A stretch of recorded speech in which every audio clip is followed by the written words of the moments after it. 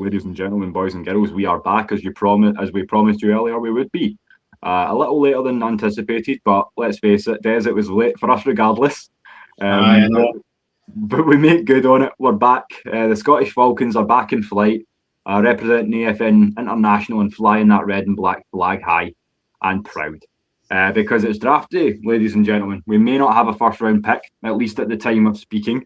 That may change. You never know. Falcon's going to Falcon. But yeah, before we get into anything, just shout out to my brother on the left here.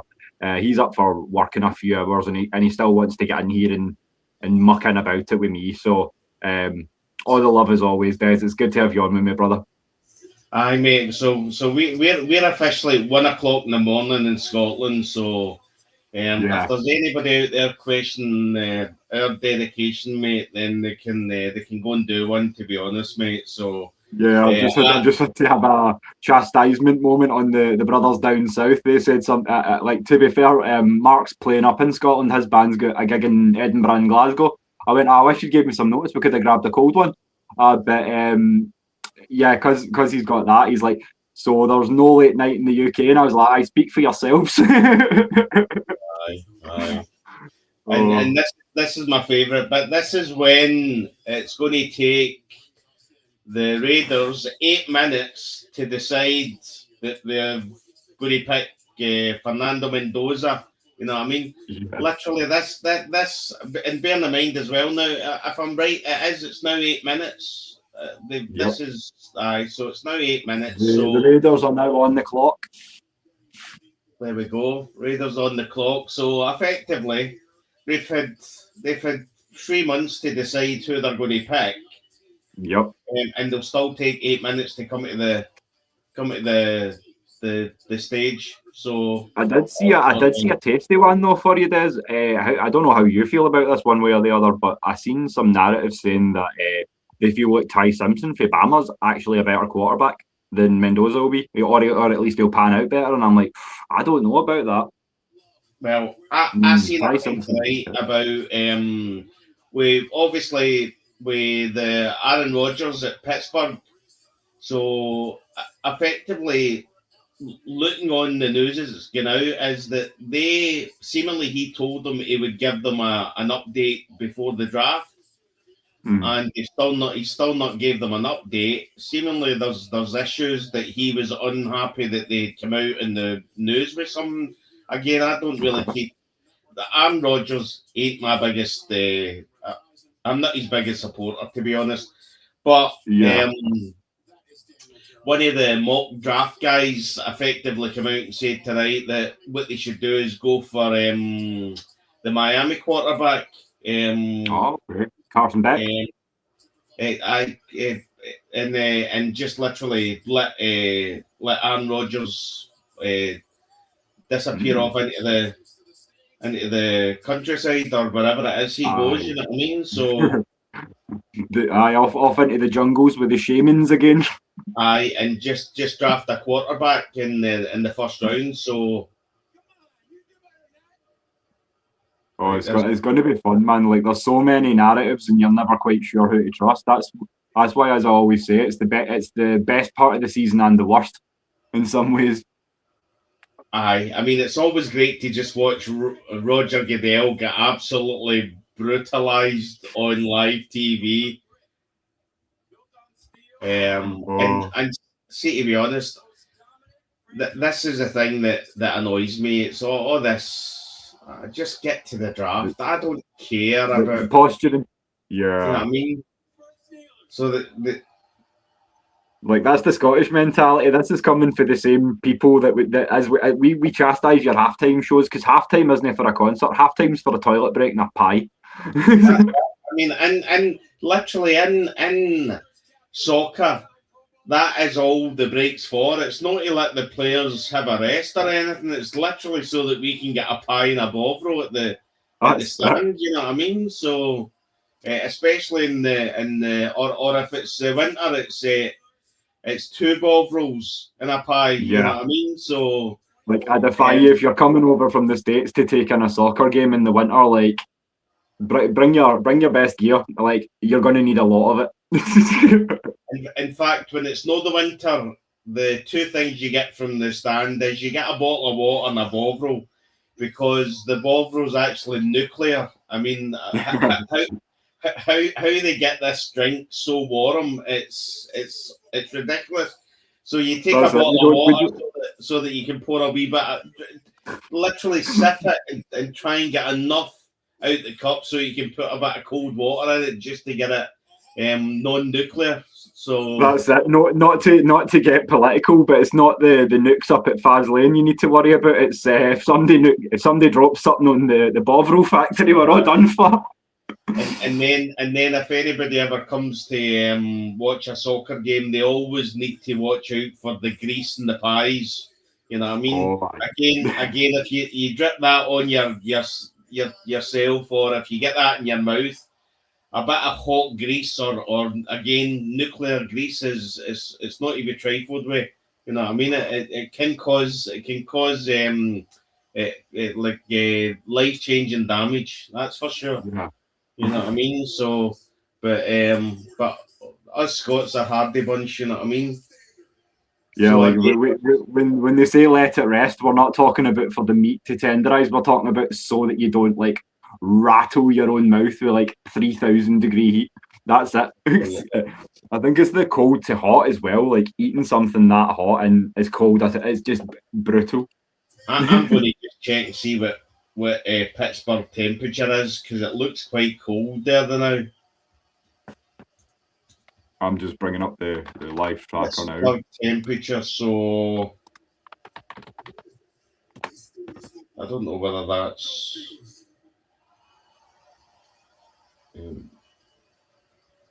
And just a shout out to the guys in the chat that are staying up nice and late for us. If you are UK side, or enjoying your evening with us if you are stateside. It seems to be about a dozen or so of you watching, so a shout out to each and every one of you. If you've got any thoughts, questions, or anything else to kind of throw at us throughout the show, as I say, we're going to be basically just chilling in between picks. So now's the time. It's not too often you get 3.5 hours with your boys, or at least I'll be here for the duration.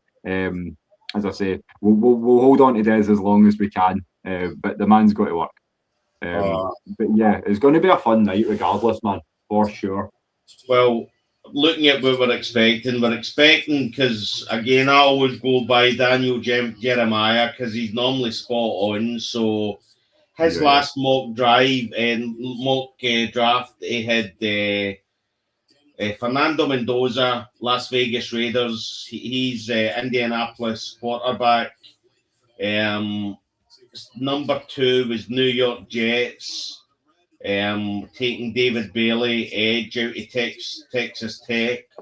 He then had the Aints trading up to the Arizona pick for Arvil Reese, Ohio State linebacker edge. That dude's a stud. Yeah, I hope he doesn't go in New Orleans. No. And then it was Tennessee Titans, and it was Jeremiah Love, running back, Notre Dame. Okay. So that's effectively what we're looking at. But so yeah, 6 minutes, 42 minutes. What I would say is we're effectively going on the NFL Network rather than getting any spoilers from X. So, but. Yeah. We're assuming this is going to be Fernando Mendoza, which to be frank, he's a good quarterback, but I think in a lot of picks, there's probably a chance he wouldn't be a number 1. You know what I mean? So I think what seems to be happening around the league as well is that there is a lot of quarterback needy teams that are maybe going to look to come in and again, that's why Ty Simpson and I always what's the Miami guy? The Carson Beck, the ex-UGA. The ex Georgia. So I always forget him. But again, decent enough quarterback. But again, in any other year, I mean, he could be a second rounder easy. You know what I mean? So again, we'll see what happens. But as I say, we were talking about slides earlier. I think something else that might affect that, I've seen it on a couple of mocks, is there is a run of teams getting needy and going up and getting grabbing themselves like who they deem franchise-worthy tackles. At one mock, I seen a run of 4 straight offensive tackles, which I was just like, I don't see that happening. But I like, even if 2 of them play out, then there's going to be a few tackles taken nice and early. How that's going to affect the rest of the board, I don't know. It's going to be interesting to see, as I say, how it pans out. But yeah. Now, so we're officially looking to, again, the Raiders are on the phone, so they've made their pick, but we're officially going to see what happened a few years ago with Kirk Cousins. So Kirk Cousins went to the Raiders, Clint Kubiak, which again, to be honest, before the managerial roundabout happened, at no point were you think that Clint Kubiak was going to go to the Raiders, because it was probably classed as one of the worst teams to go to. But the managerial, all the picks happened, and he went to the Super Bowl, and you were still no decision on him, and then effectively it came to a point that was the only team he was going to get. Yeah. If I was him, I would probably have chilled out again at in Seattle again for maybe another year, but but he decided to go to the Raiders. So, but it must be strange as well if you're Fernando Mendoza getting, as we think it's going to be, again the pick is in. So, but imagine you're Fernando Mendoza and you're effectively getting picked by Tom Brady. Oh yeah, for sure. The GOAT man. The pressure is immense. And again, we're going to find out probably not this year, because I think the plan is that they'll have Kirk Cousins playing this year. But again, that was our plan originally a few years ago, and we've seen what happened. So for sure. But at some point, what got me is I felt like it was a bit of an issue last year, but I feel like there were a couple of guys that were ready to go. But correct me if I'm wrong, but none of these QBs really strike me as 100% pro ready. They've all got something there that is like, you're going to need work. I mean, at some point we're going to find out, and I think we will. I know personally, Fernando Mendoza is a scheme quarterback. He literally, he's built and he's ready for a scheme that Indiana put out. You know what I mean? So, but again, it's like this when it comes to the draft. Anything's nobody knows. It's a. I mean, if you look at the statistics on the success of quarterbacks picked at number 1, it's not good. You know what I mean? Yeah. So, as I say, Roger Goodell's coming to the stage now with what we expect to be the Fernando Mendoza pick. So here we go with the number 1 pick, ladies and gentlemen, in the 2026 NFL Draft. The Las Vegas Raiders select Fernando Mendoza, quarterback Indiana Hoosiers. So as expected, and again, I think probably the first few picks should be. I mean, you're normally there and thereabouts. So the next one we're expecting possibly David Bailey out of Texas Tech. The edge from Tech. That'll be interesting for the Jets. But again, Big Ant said in the last show that when we were talking about possibly trading Kyle Pitts and trying to get a first round draft pick, that teams would need to be desperate. And to be honest, in this draft, the fact that it's so top heavy, the elite at the top You just don't. That's the bit. That's the thing I love about the draft. You just don't know. Somebody's always going to go off in one. You know what I mean? And draft somebody that should have been. I mean, remember a couple of years ago, the Aints selected a tackle, and effectively he had them. Most people had him in the second round, and then you remember. God, I need to wake up. The LA Rams, Sean McVay, looking at, was it Cole Strange getting picked in the first round, and they had been looking at him for the 103rd pick. You know what I mean? And again, this is where this best player available. It's effectively, it's in the eye of the beholder. What is your best player? At some point, and I feel like a lot of people just throw it out there and don't really think of the context. I feel like best player available it greatly differs depending on what your actual team needs are. Because as I say, if we had a mentally healthy, ready James Pearce Jr., maybe we're in a different position. If we retained Grady Jarrett like 2 years ago, maybe we wouldn't be in the same position with E-tackle, but that's beside the point. Here we are. So I mean, all we can really do is sit and watch. And I tip of the cap to Kelvin for rejoining us. He's saying, as we both fear as well, I think Mendoza is going to get a baptism of fire. Yeah, he's going into the AFC West as well, which traditionally one of the most kind of up and down divisions in football. So it's going to be tough for him. And again, the New York Jets are now at 2 minutes 53 seconds. So again, you have to work out. I mean, this is where I struggle with all this. I mean, everyone in their granny knew the Raiders were taking Fernando Mendoza.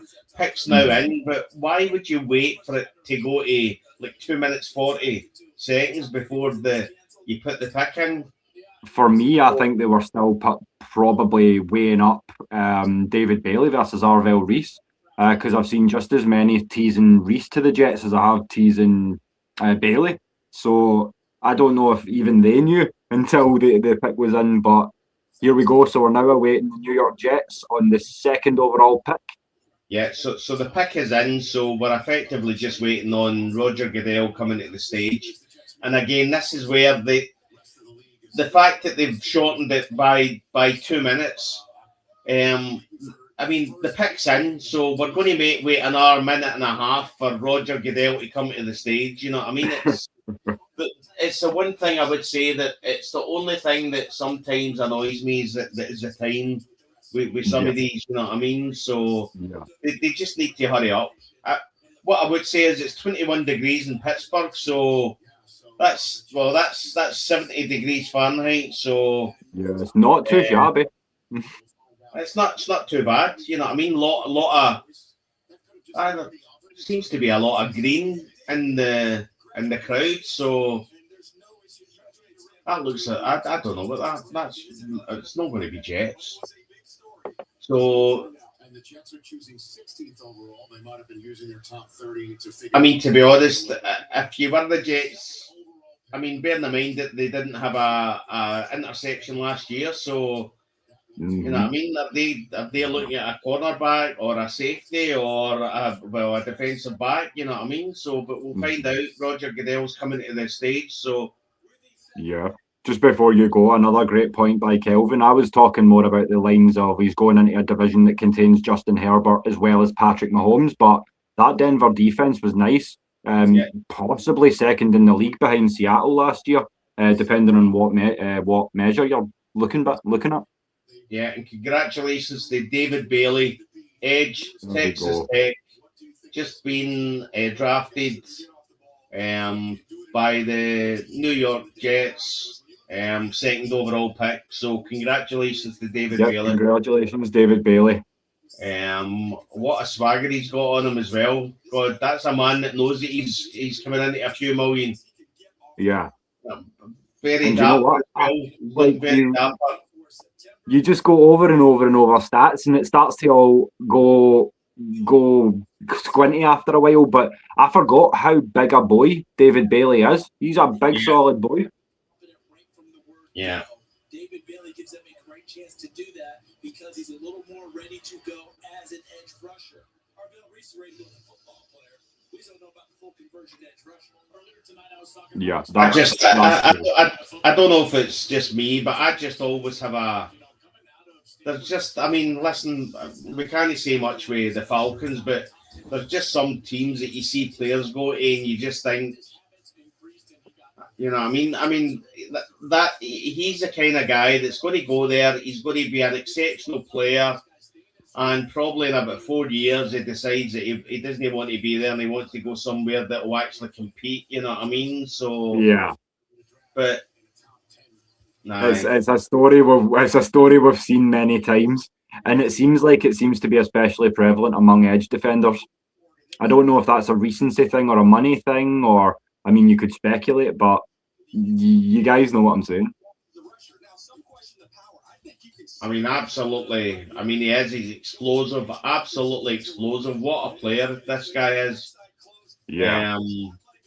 Like, I think I put in my draft notes about him, not someone you want to meet in the gap. Like, that is a scary dude. But again, when you look at the Jets, I mean, the Jets need a defensive back. The Jets, I mean, effectively, go a full season without an interception is just... And to be honest, their head coach, again, they're running with him, but that's the kind of... The New York Jets is kind of the place. I'm just trying to remember what the head coach of the Jets is again. It's not Salah anymore. Let me think. Aaron Glenn. Aaron Glenn, that's it. So again, Aaron Glenn's the kind of guy that his jacket's on a sugarly nail. In he's literally, if the New York Jets lose maybe 4 of the first 5 games, there's a chance they sack him and they're back to square one again. Yeah, like as you say, it might take a couple more straws to break that camel's back, but the knees are getting sugary. Absolutely. So again, this is probably when the Cardinals are 2.5 minutes and they've still not put their pick in. So is there a potential? Because this is where Daniel Jeremiah had a trade with the Aints. Mm-hmm. So is this a possibility that there's a trade here? Maybe. So again, literally 2 minutes and 2 minutes and 1 second. So you can see the Cardinals' war room, and they're all clapping. So they've either traded or they've got the player, which I think they've got the player. So yeah, again, the Arizona Cardinals is the kind of team that, I mean, they need everything. Yeah, you know, I mean, the Cards weren't shifting down from 3; they need far too much. Yeah, but again, but it was a case that maybe they could get a lot more picks. So again, their new head coach is Mike LaFleur. So and again, they get rid of Kyler Murray. So Kyler Murray's no longer their QB. Yeah, he's up in Minnesota now. So we'll see, but again, Daniel Jeremiah has got our vote. No, he's got a trade here, so looks as if the trade's not happened, and they've again. This could be in. I mean, this could be. So this is where a lot of the mocks had Jeremiah Love going, and the running back. Running back out Notre Dame. Notre Dame. So the pick is in, guys. Pick's in. So they have not traded no trade as we thought. So again, it's that.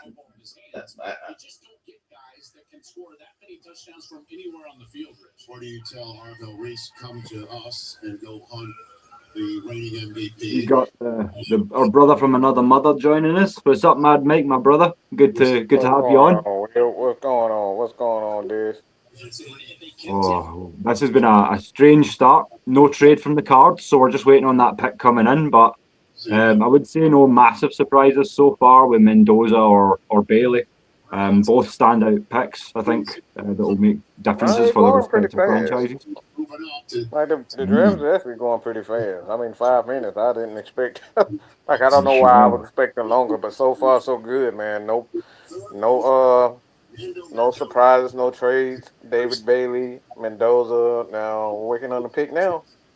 I think this. So the potentially this could be a running back at number 3, but we'll wait and see. And Jeremiah Love. Mm-hmm. Jeremiah, wow. Is that the pick? That's a good pick. You got a two-headed tandem down there. I love this pick, to be honest. Yeah. That offense is going to be really interesting. So congratulations to Jeremiah Love, running back out huge congrats. team. He got a running back here too. Good God Almighty! Jesus. Drafted number 3 at to Arizona Cardinals. And so that's going to be a fun run game.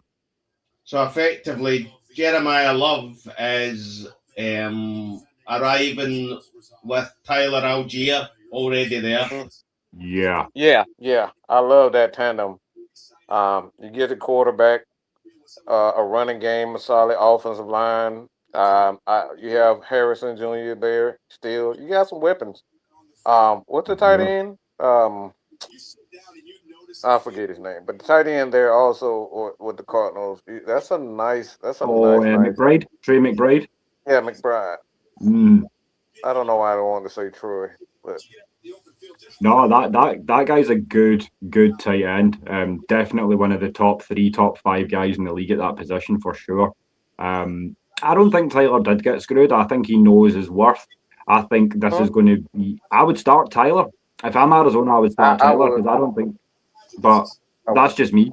At least until we know what we've got with Jeremiah Love, because I mean, you guys know the risk of taking an RB at 3.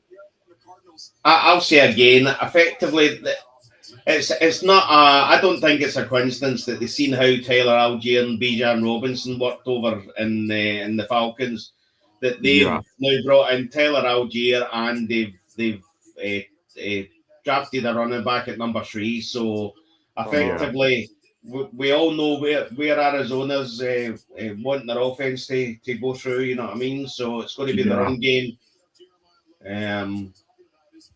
But again, it goes back to the garbage that the Falcons get. Just a few years ago, we were getting absolutely destroyed for taking a running back at number 8. In the last few years, our running backs went at number 5, and now our running backs went at number 3. And I'll tell you one thing, there won't be a single thing said about Arizona Cardinals drafting a running back at number 3. And there won't be anything can compared to what we got when we drafted probably one of the top 3 players in the league at the moment. And we were pounded for that. You know what I mean? And I'm going to make a bold prediction rather. I don't think that either Jeremiah Love, all due respect, or Ashton Jeanty are going to touch Bijan Robinson. No. I said it. No. I mean, Kelvin, I don't think Tyler gets screwed. I mean, you look at the contract. The contract doesn't say starter money. So I think Tyler, at this point in time, he just want the opportunity to start. He was never going to get the opportunity to start behind Bijan Robinson. So he wants the opportunity to compete for that starting job. Like, Bijan is a special talent.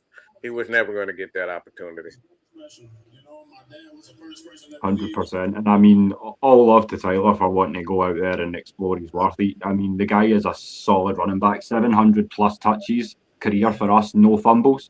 No fumbles. You can't buy that kind of consistency. It's crazy. So yeah, Arizona's run game is going to be real interesting this coming season.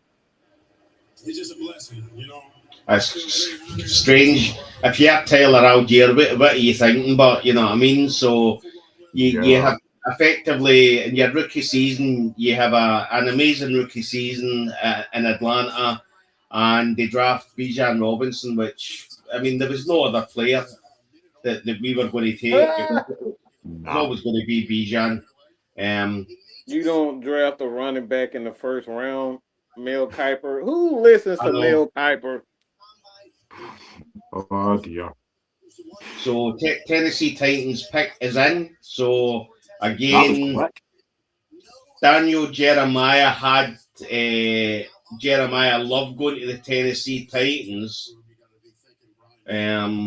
But there's a good again. It just depends on Tennessee. I forgot about that. I forgot about that. The Titans wanted Love. I forgot about that. So again, where did they? Where did they? So effectively, the Robert Saleh looks happy, and it's quite strange now seeing all these coaches in different places than what you were expecting. You know what I mean? That's that old carousel. You need to get used to seeing them in different colours now.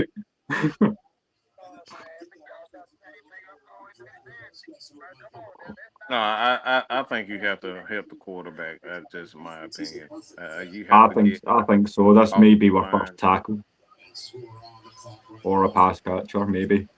Well, you've got Francis Mugoa. Oh, yeah. Miami at the O-line. Spencer Fano's up there too. I know he's in the mix. Top 10, top 12. So a big one. You get Jordan Tyson. Wow. Okay. Wow. Are you a little ahead of us, Mike? You can announce the pick if you like, brother. Carnell Tate. Wow. Carnell Tate. Wide receiver, Ohio State. Wow. There you go. Wow. I guess the first shocker for me personally, I thought you would go offensive line, but yeah. He's a good talent, so but you would expect Jordan Tyson to go ahead of him, but again, wow. He did in most of my mocks. Like that's quite surprising. So they must have seen something schematically that ticks the boxes they want. But yeah. Congratulations to Carnell Tate, the first surprise of the night. Number 4 overall to the Tennessee Titans. Wide receiver out of Ohio State. Hell yeah. First receiver off the board. Carnell.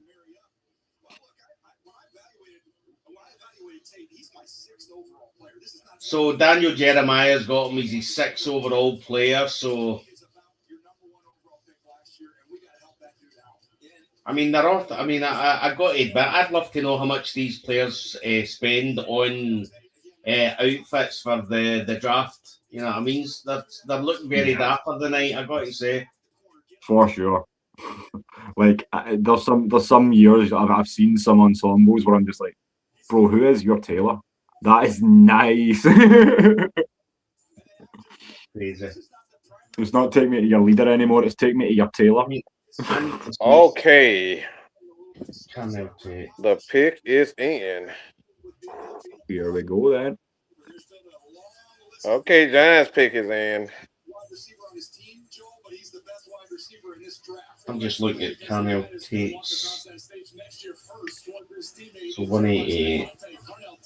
I need to 62 and a half, 6'2" and 1/4, 100 foot. 94. 6'1", just under 6'2" he is. Yeah. So a long-bodied wide receiver. So it's a decent pick. It's not the guy I would have went with, but it's a very good pick. I mean, he's kind of Calvin Ridley-ish, if you ask me. He doesn't quite have the feet as Calvin Ridley, but kind of lean. Yeah, I can see it.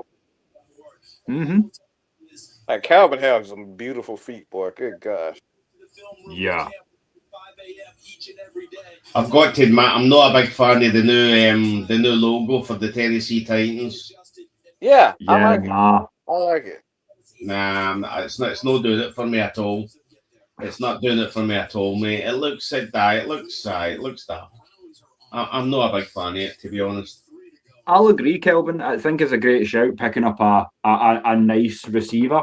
I think just but the problem the is three of us are kind of rocked by the fact that if we were going receiver, we didn't think it was going to be that one.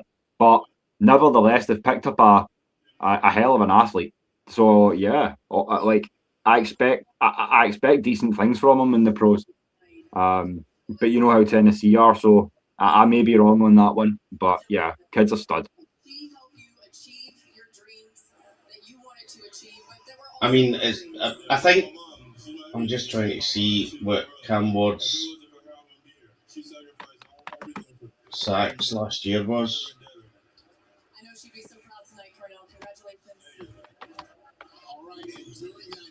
So 55 sacks last year. I wonder where that thing was in there.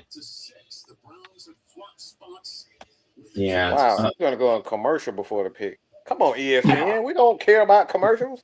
So I know. So we're now at the New York Giants. So again, pick is in for the New York Giants. After that, we've got the Chiefs, Commanders, and then the Morons. Sorry, the Aints. So let's hope the Aints do what they normally do in the first round and pick a third round player. Yeah, just grab another tackle that we can bully. Go ahead. Aye. Like, that was just a horrific, like, yeah, we're going to take Kelvin Banks, and we're just like, all right, okay, we see you, Kelvin Banks. Have Jalen Walker twice a season. Aye. Here's your dad. Here's your dad, Jalen Walker. You know what I mean?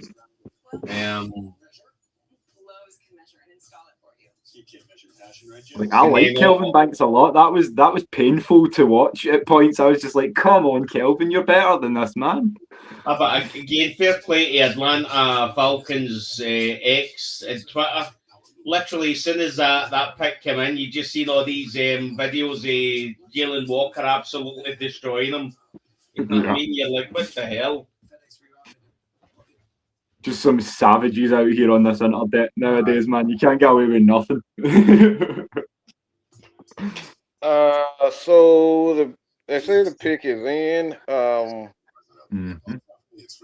I don't know how true it is so far because they're on commercial right now, but some people are saying that it's a trade, but we will see.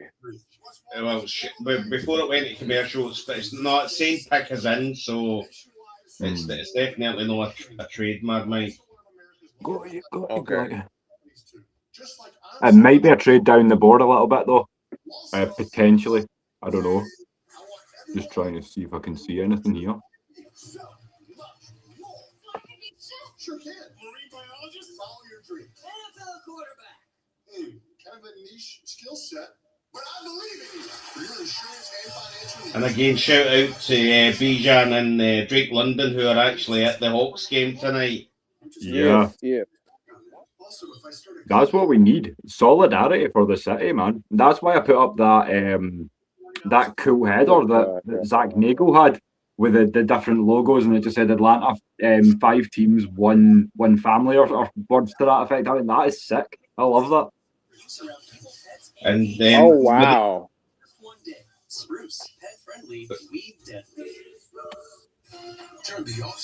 Yeah, the Chiefs have made a trade. Well, have they made a? Yeah, they traded up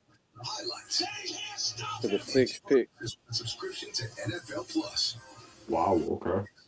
The moves, the plays. It's still showing on my screen. New York Giants pick is in. All in one place. Yeah, I've still got the Giants on my board, so it's not showing the trade-off yet.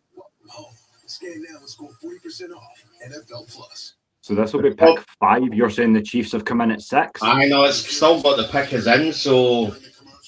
The Chiefs, who traded a 3 and a 5 to move up 3 spots to 6, have made their pick. There you go. A 3 and a 5 to come up to 6. So the Chiefs have traded up to number 6. So this is the New York Giants pick just coming in now. So the Chiefs have obviously got somebody in mind that they want to go up. There's a good chance that the Chiefs might be an O-line. Mm-hmm. Or they might be jumping up to get Jordan Tyson.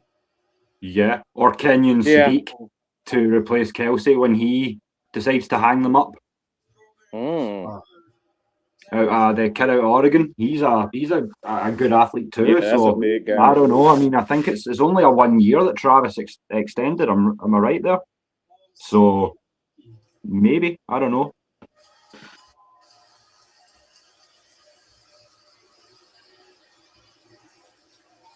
Major sustained tragic fatal injuries while deployed in Afghanistan. He is survived by his spouse Tracy and their 2 sons Andrew and Benjamin. This man trying to give a speech between picks. I know. I'm listening. I know it's. I would say I'm not complaining because this is a family, veteran that was killed in action. So yeah, I'm not saying anything against that. You know what I mean? They can get another. Oh wow. NFL draft. The New York Football Giants select. Okay. Arvell Reese. Well, that's a good. Oh, there you go. Now Arvell Reese. So congratulations, Arvell Reese, Edge, Ohio State, and number 5 pick to the New York Giants. That's a solid pick. That is a good pick. Yeah, that's He isn't going to last much longer. 40-yard dash, 4.46. Wow. For a big boy like that. That is mighty impressive. So again, there's a good chance now that. So I'm just going to. So. Yep. So we thought too, Kelvin. We were thinking offensive line, but there you go.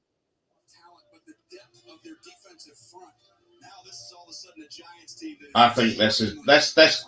I mean, yeah, it could be Jordan Tyson. It could be, Monroe Freeling out of Georgia.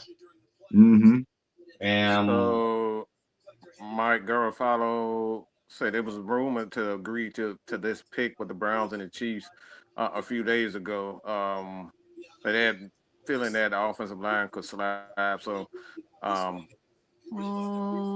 it could be a corner, it could be an offensive lineman, but I'm expecting the offensive lineman. And again, that's how the fact that there's so much kind of talk about a Kyle Pitts trade. You know what I mean? When you hear, I mean, a lot of these picks don't actually get official until the night of the draft. So yeah.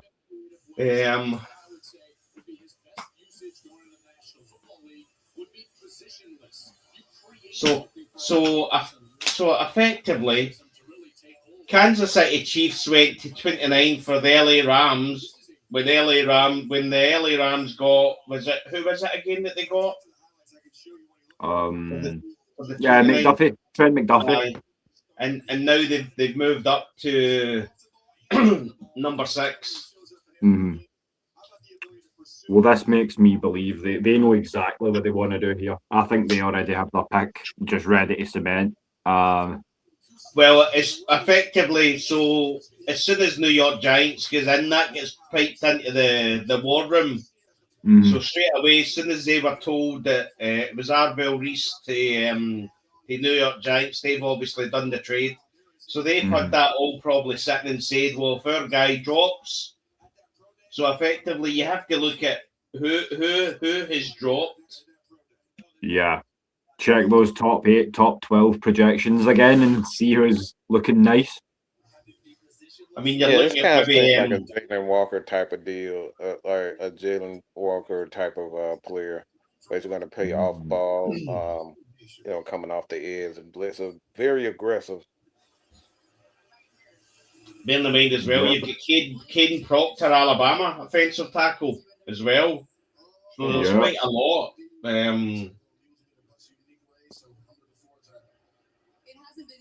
Or again, it's I don't know. I've just got it in my head that this could be a wide receiver, but we'll see. Mm-hmm. I think when I tried to do a mock for all 32 teams, I think I had 3 receivers in the top 11, so it could happen. Okay, the pick is in. Here we go then. Sophia Red. So just to recap, that was the number 6 pick. The Cleveland Browns have traded that number 6 pick to the Kansas City Chiefs, and we are now waiting the Kansas City Chiefs to make that number 6 pick. So the Cowboys received number 9 overall pick, a 3rd round pick, 74th, and a 5th round pick, 148th. I mean, that's a big haul. Mm-hmm. Cowboys are doing good business. They've got 2 firsts, 12 and 20. So's New York Giants. New York Giants are coming up in another couple of picks. I see it now, yeah. There it is. Dallas Cowboys, they've got 12 and then they've got 20. They've got Green Bay's pick for that must have been for Parsons, I'm guessing. So the pick is in.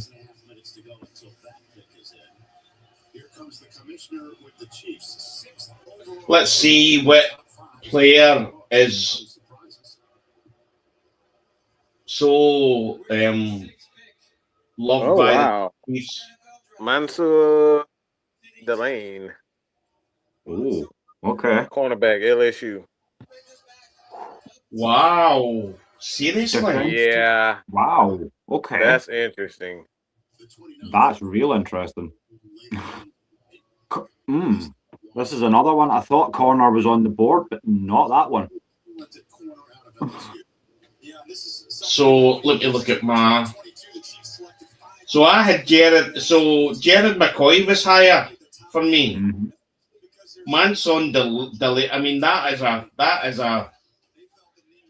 I mean, Daniel Jeremiah's mocked him at number 17 in Detroit Lions. Like, boys, can we say reach? I don't know, but it's trending that way for me. I don't know. Yeah, that's.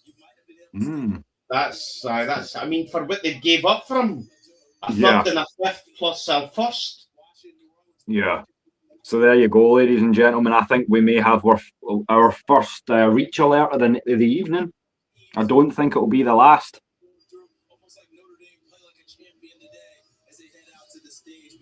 So that will bring us to the Washington Commanders at number 7. I mean, he's not a big. I mean, I would say he's not a tall cornerback. He's not even 6 foot. So yeah. I mean, the fact that Daniel Jeremiah had him going number 17 to the Detroit Lions, and the Kansas City Chiefs have moved up, gave up a 1st round, a 3rd round, and a 5th round pick for him. Yeah. Not to mention that this is the replacement for Jalen Watson, who is 6'2.5" with 36-inch arms. You're not going to replace that with a dude who's 5'10" and a half. Yeah. Like, maybe will bring the physicality, but that length is something different, you know.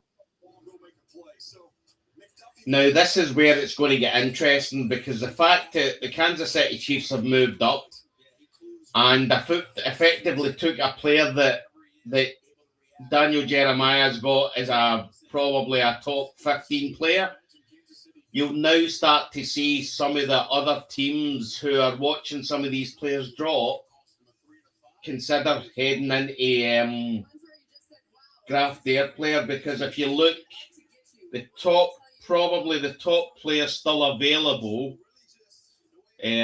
would be Francis Muigoa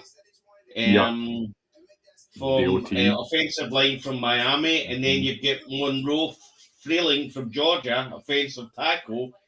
You've also got Jordan Tyson, wide receiver. So yeah, I think someone's taking a punt on one of these USC boys. It might not be like in the next few picks, but I think either Jacoby Lane or remind me, the running mate, you had Lane and Lemon. Yeah. Jacoby Lane or Mekhi Lemon. I think one of those boys, if not both of them, are going tonight. Yeah, it seems as though that Tate called the trade up for the Chiefs. They wanted Tate, but when the Titans they decided that they were not going to miss their guy, the next guy on their board. So that's what we're hearing. Yeah. That is the cause of it. Well, it's a good idea. Look, if you got two guys and one goes, yeah, you got to make it. You got to go after it. So it's a good deal. Yeah, but Mike, see if that was Falcons that done that pick, done that trade, mate. Yeah. They'd be destroyed. Oh, they will be rioting in Atlanta. Like fans will be insane if the Falcons. Great point, Kelvin. I think, are you considering playing them in the slot? Considering if you put them out wide, there's some big long boys out there, 6'3", 6'4", and up. So that's hard to cover. Yeah. I mean, the other thing as well is the thing to look at is if a cornerback's been took so early, it doesn't give us much hope of getting the Avian Terrell at our picks, because obviously that's a cornerback going higher than I thought a cornerback was going to go. Mm-hmm. A lot higher. I think. Where's my? I have the first corner off the board at 14. Where are we now? 6. Wow. Okay. So effectively, you might start getting a run on corners, which sometimes tends to happen. So you're looking at Jermod, McCoy, Manson Delaney's already went. So that's 2. So that's effectively.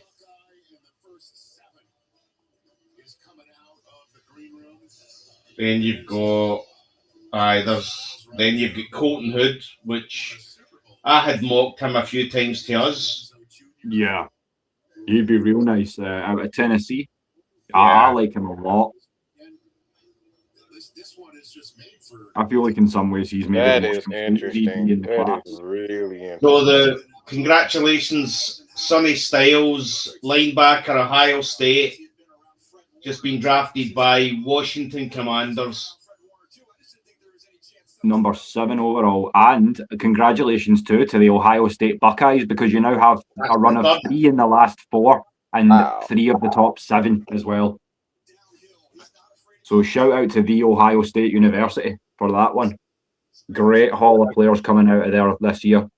And again, I didn't have a linebacker going as high as this either. Nah.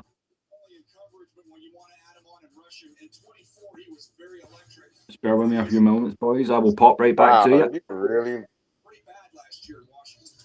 Upside down and all around. That's the NFL for you, Mike.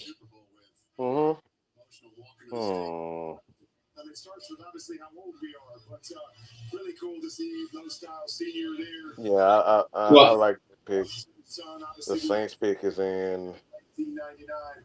Heck of a football player for us, and Washington is getting a heck of a football player. So again, if the Aints want an offensive line guy, there's plenty sitting. So you've got Monroe Freeling out of Georgia, and you've got Francis Mauigoa, I think. Mauigoa out of Miami. So there's a good chance that their offense, I think they care more about guys that can pass protect. So I think they'll pass on whatever the guy from Miami.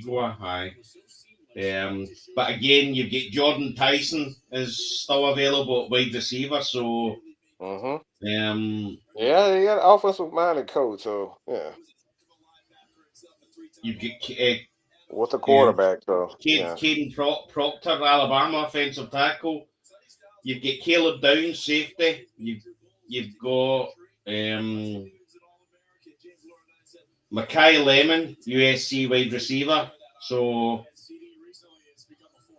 I mean, at number 8, I mean you can't go wrong. But it's the Aints we're talking about. I mean, they've got needs everywhere. Like, those USC boys are both really, really nice, but I mean, you can only go so far as Tyler Shocking will let you go. I'll be surprised if this isn't a no line to protect Tyler Shock for the Aints. I'll be surprised. Either that or a wide receiver. I could see this being Marioga, to be honest. I could see him in black and gold, unfortunately. This may be Marioga, boys. Possibly, mate.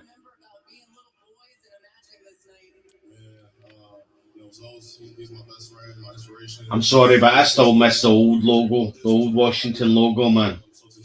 Yeah, man. And didn't they poll the indigenous peoples and they were told, like, we don't care about the Redskins' name? But then they brought out the new logo with the spear on it. Yeah, this is kind of interesting coming from. Yeah, absolutely. I think you were right on it. I think you were right on it with this pick.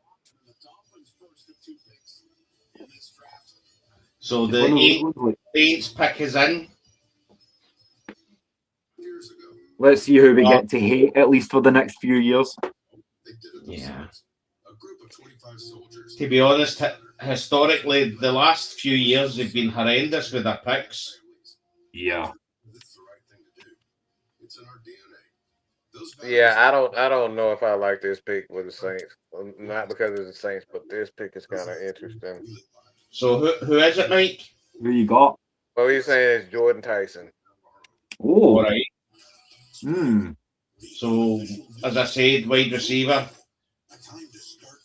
You know what? I see what you're saying, Mike. I don't know about all that. I mean, they have enough. I think they have enough good receivers, though. That's why I just don't. I mean, I get it. You want to have as many weapons around your quarterback as possible, but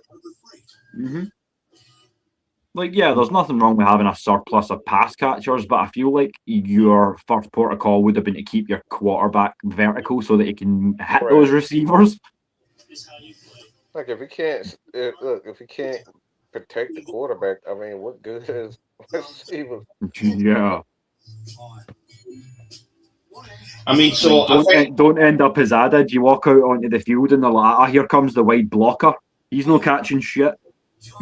So Jordan Tyson's prospect grade was 6.43, and it effectively says will become good starter within 2 years. He's only 21, 6'2", just over 6'2".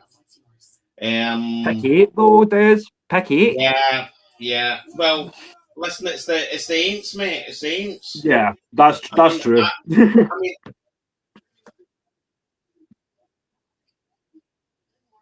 sorry, on you go, Des. Sorry, mate. I'm just going to come to this. Oh, my bad. I think that was me, mate. I had a feeling. I thought they would go O-line, which if it was me, I would go O-line. But we always know that the Aints are just going to. They like their weapons. They like their fancy players. It's a bit like waking up on Christmas and they like the shiniest toy. You know what I mean? That's how I said there was a chance they would go wide receiver, which they've done. If that's the case, they've done that. Which I mean, it's just as you say. Well, you need to keep your quarterback up for him to show you the wide receiver, because at one point was he not the most sacked quarterback over a course of like 5 games or something last year? Yeah, he was. That O-line got ripped apart. So I'm massively surprised that they went wide out with the first pick. Like, I said that with some bass in my voice. I thought for sure that this was going to be Marioga, but there you go. Another surprise, another borderline reach. And it comes from no less than the comment there says, the beloved Aints. So that team's going to be a disaster again with any luck. Nothing beloved about them. So Roger Goodell just about to make it official. Man, get to the dang on podium. Good gracious. He's taking forever. Pointing at the crowd like, geez, dude. I mean, you have to scratch your head at this because it's no best player available. Yeah, I don't understand this. The O-line's Like, I did not think that we were going to come in and say this. I feel like a lot of the top 10 picks were set, yet here we are at pick 8, 9, and I'd say 3 of them are probably reaches. Aye, so commiserations wide to receiver. so commiserations to wide receiver Jordan Tyson, Arizona State. He's just been drafted by the New Orleans Saints. Get that money. Make sure they pay you. Aye, make sure it's up front. Aye.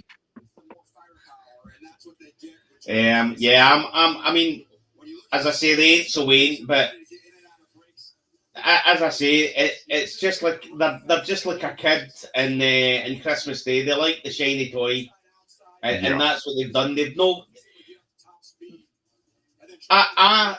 The best way to put it is like the last.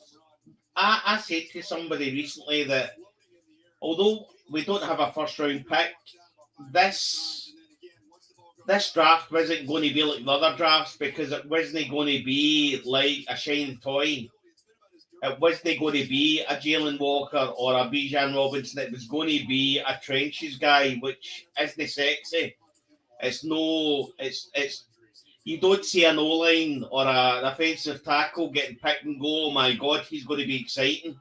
You know what I mean?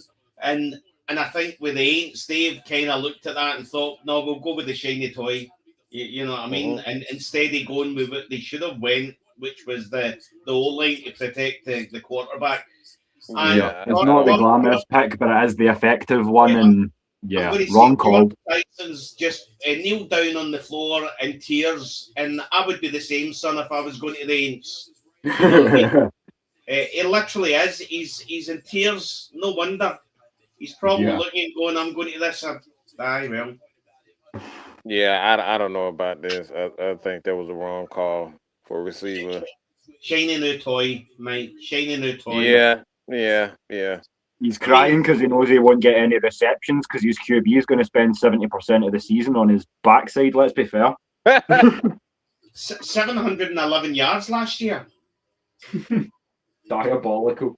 83 of their first round playoff series in the NBA playoffs. That's one way to pass the time. By the way, I don't know what the Browns would have done 9th overall, but he was one pick away from. Yeah, that's again, whatever we say, whatever way we think the draft's going to go, the NFL have got a whole different idea. You know what I mean? Yeah, that's clearly the. Yeah, I don't like this pick. It's at some point you got to protect your quarterback. I just don't understand that. I mean, we've been down that road before with Calvin Ridley. I didn't think we needed Calvin Ridley, but we ended up picking Calvin Ridley, and we couldn't protect the quarterback or run the ball. So I'm kind of baffled by this. I mean, if you're Cleveland and you're sitting there and you need effectively you need an O-line. You need to protect the quarterback. So if you're Cleveland and now you've traded back and you've literally got 2 O-lines, 2 offensive guys in the O-line sitting there ready to pick. So if you're Cleveland, you're laughing because you've got all the picks and you're probably going to get one of the top 2 offensive line guys. Mm-hmm. And again, with Cleveland, I'll be surprised if this isn't anything other than protecting the QB. Whoever that QB might be. Yeah. Cleveland pick is in.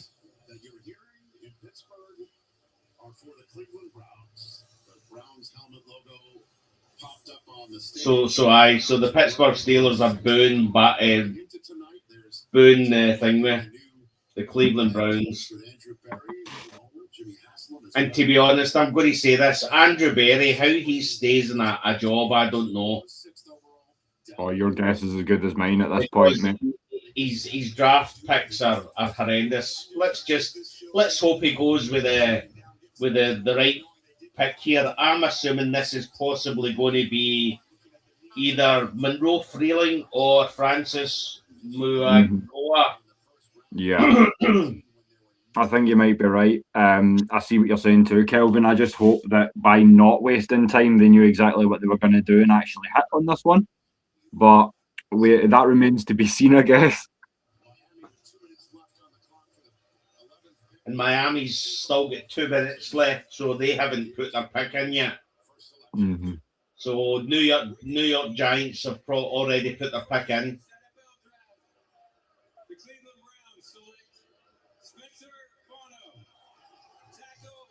Oh wow, nice. What? Oh wow. Oh my God. Oh wow. Wow. That's interesting. That's real interesting. Right, so Daniel Jeremiah had him going number 26 to the Green Bay Packers.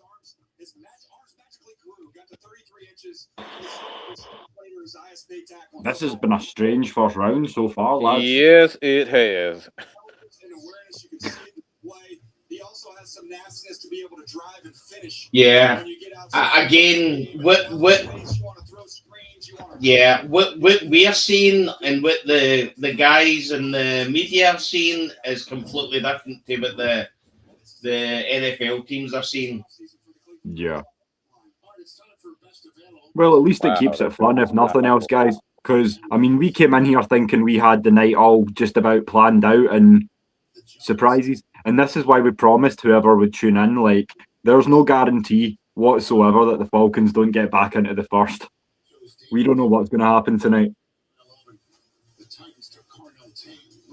And this is the thing with this draft. I mean, it's just this. I mean, this is. I mean, that he's a good player. Mm-hmm. But there's. I don't know. So the Giants picks coming in. Wow. Now this doesn't really surprise me with the head coach and Harbaugh. This pick doesn't surprise me. So this is perfect. So Francis Mauangawa, Miami, a tackle, New York Giants. So this is a typical hardball selection. Yeah, I like it a lot. Got to protect Jackson Dart. 6'5.5". I mean, he's a monster. And to be honest, if you're picking a tackle, you go with the guy that looks as if he's going to, like. I mean, you see him in a dark alley, you're freaking out. He's a big. He's walking under that archway, and his head is just literally just under it. That's a big boy. He's going to do some damage for sure. Oh wow! So the Miami Dolphins have traded the pick with Dallas. Oh, okay. So that's just is that 12 or 20? Are they moving down 1 or 9? So that's definitely going to be an O-line. So if we get anybody called Tyson, let me check that real quick again. Anybody called Tyson? You get Ty Simpson. So that sounds similar. I know one thing. If they take a wide receiver here, yeah, George Pickens is going to have a field day on social media. I'm telling you now, if this isn't Monroe Freeling, I'm going to be shocked because, again, they need to protect their quarterback. Dak Prescott was under the cosh a few times last year. Yeah. And I feel like that's what a lot of Dallas fans don't like, from my experience, Dak Prescott. But I feel like if you didn't have him, like, how many times has his arm power alone been the defining factor in whether the Cowboys win or lose the day? Like, I feel like he's got his drawbacks, but he's a solid, like, top 8-9 quarterback in the league for me. So again, they've put a lot of weight. They've put a lot of picks into their O-line, but I'm just having a wee look. Oh my gosh! I'm guessing from that sound they did not go offensive tackle. I didn't. They did not go offensive. Jeez. They took Caleb Downs. Oh, wow. Look at this. Caleb Downs. So Caleb Downs, safety out of Ohio State. Yeah, this kind of baffled. You traded up to get Caleb. I don't think you could have. I don't think you would have. Yeah, I don't understand this pick. I don't think Miami were going safety. I really Right, don't know that's what why Dallas gave. Yeah, What, I don't. I would like to see what Dallas gave up to do that. Yeah, I'm waiting to see that, mate. That is interesting. So again, there's some dysfunctional farm. So the trade, So Dallas get 11th overall. They give up 12th and 2 5th-round picks. Nah. For one spot, Yeah, that wasn't working. 177th and 180th for a safety. Nah, Dolphins I don't might be a understand. sleeper if you want a day 3 trade, though. My eyes are in Miami. Like I've told you, I'm eyeing up trade targets, and so far I had Houston, Green Bay. Who else did I mention to you, Des? The Rams. And I think now maybe the Dolphins might be in the mix. See, to be honest, see when you see how this has fallen, effectively players that you had outside the top 20 are getting drafted in the top 20. If you're a team that's sitting after 20, you're going to say to yourself, I'm not giving away this pick. I'm actually going to there's a potential I might actually get one of the top 20 players in the draft, because the teams have just went off on a tangent. Yeah. Like, it feels like at this point we're seeing more reaches than we are sound picks. And but you remember all the grief we got when we handed Jesse Bates a big contract? I do. With the safety position, how the NFL really looked at the safety position. And Dallas is just about to draft one at number 11. So effectively, you had all these O-lines. It's just the fact that this is a one-off draft where there is so little.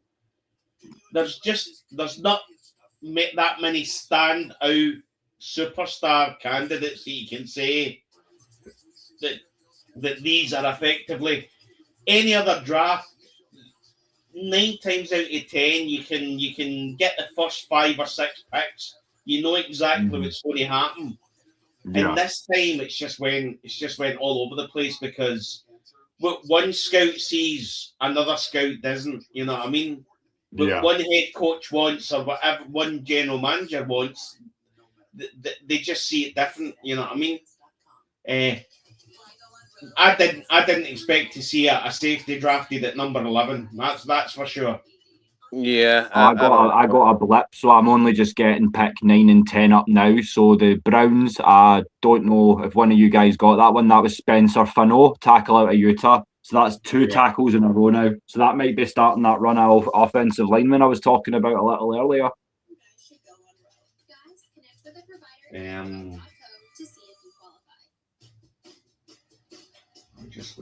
Protection is not enough. Using just an antivirus online is also not enough.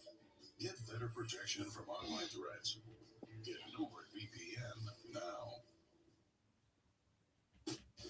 Very strange. That is for sure. I don't think anyone had it falling out this way tonight, for sure. No. This has been a strange first round. It's going to be exciting to see who's still on the board by the time we come up tomorrow, boys. I mean, see looking at the NFL draft tracker. So it's come up who the Dallas Cowboys have took. None of the needs is a safety. None of the needs are a safety. Sounds like Dallas to me. None. This is a pro. this is definitely a Jerry Jones pick for Caleb Downs. Like I think he's a phenomenal athlete, but like to have a safety at that point in time, like I don't think he'll have a impact on the defense the way they believe. Yeah, like, I'm not sure about that. as you say, I mean, we'll see. I could be wrong. He's a phenomenal player, but I just don't know if trading up for him. Yeah. So it's official. Congratulations, Caleb Downs, safety out of Ohio State, drafted number 11 to the Dallas Cowboys. Now, Buckeyes, man. 4 in the top 11 now. So effectively, Miami's on the clock now, and I'm assuming this is going to be Monroe Freeling. I would be surprised because they do actually have a need at the O-line. They've actually, to be fair, they have got a need at safety as well. But I don't think there was no way that Miami were going to go a safety for their first pick. I just don't see it. There was not after the way they shifted on offense. I was thinking they go receiver. If Jeremiah Love had fallen that far, he would have been in the mix. But I felt like they were going to try and get someone to replace Jalen Waddle. So the Dolphins to me is either Morgan Freeling or let me see what's there.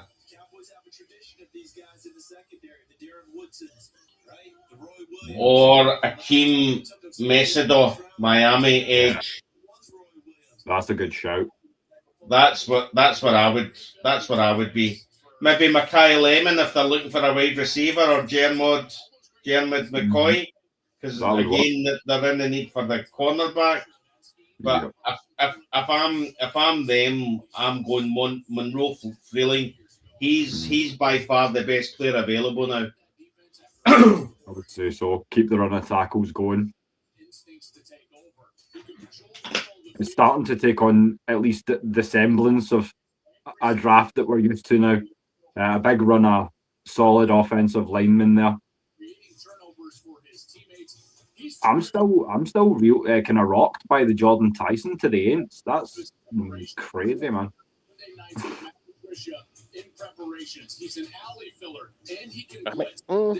I mean, I like it from a Dolphin standpoint. You're compiling picks for Malik Willis. Essentially, you are rebuilding, so the more picks, the better it is for you for the long run. So they're going to need as many bodies as possible with that salary, with that dead cap, especially with Tua Tagovailoa. They're going to need as many young players as possible. Yeah, that's true. Have you got any news? Did they manage to ship on Devon Achane, Mike? What did he tell you about the Cowboys' plan? Say it again? I'm saying, do you know if the Dolphins were able to ship on Devon Achane? Because I know they were. I mean, I do know that they decided to keep him, but like at this point in time, it's like, I mean, you have Malik Achane. Like, I don't know if you're, personally, I don't know why you would keep Achane. I mean, I love Malik there. He finally gets the opportunity to be a quarterback, but like what's the point of keeping Achane? If you're gonna draft, if you're gonna trade pretty much all your receivers, all their defensive players, I don't know why you would keep Achane there. I would just start over. Right. So Miami's pick is in, and again, if this ain't O-line, I'll be shocked. Yeah, I'm with you there. I'd be pretty shocked as well.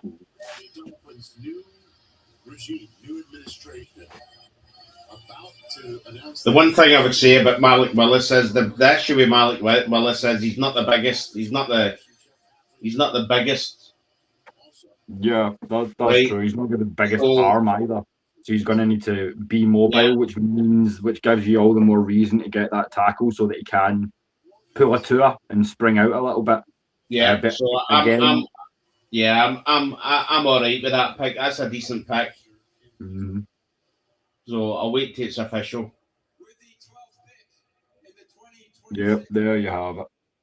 the Miami Dolphins select Jaden Proctor. So congratulations to Jaden Proctor, tackle out of Alabama, 12th overall pick to the Miami Dolphins.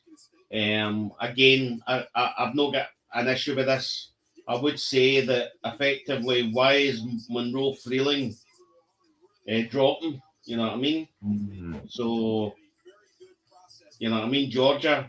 Wow, guys. Wow, incredible. So far, what we've been told is that they got Kalen Proctor, but we've been saying that Ty Simpson is off the board next. For the Rams. Yes.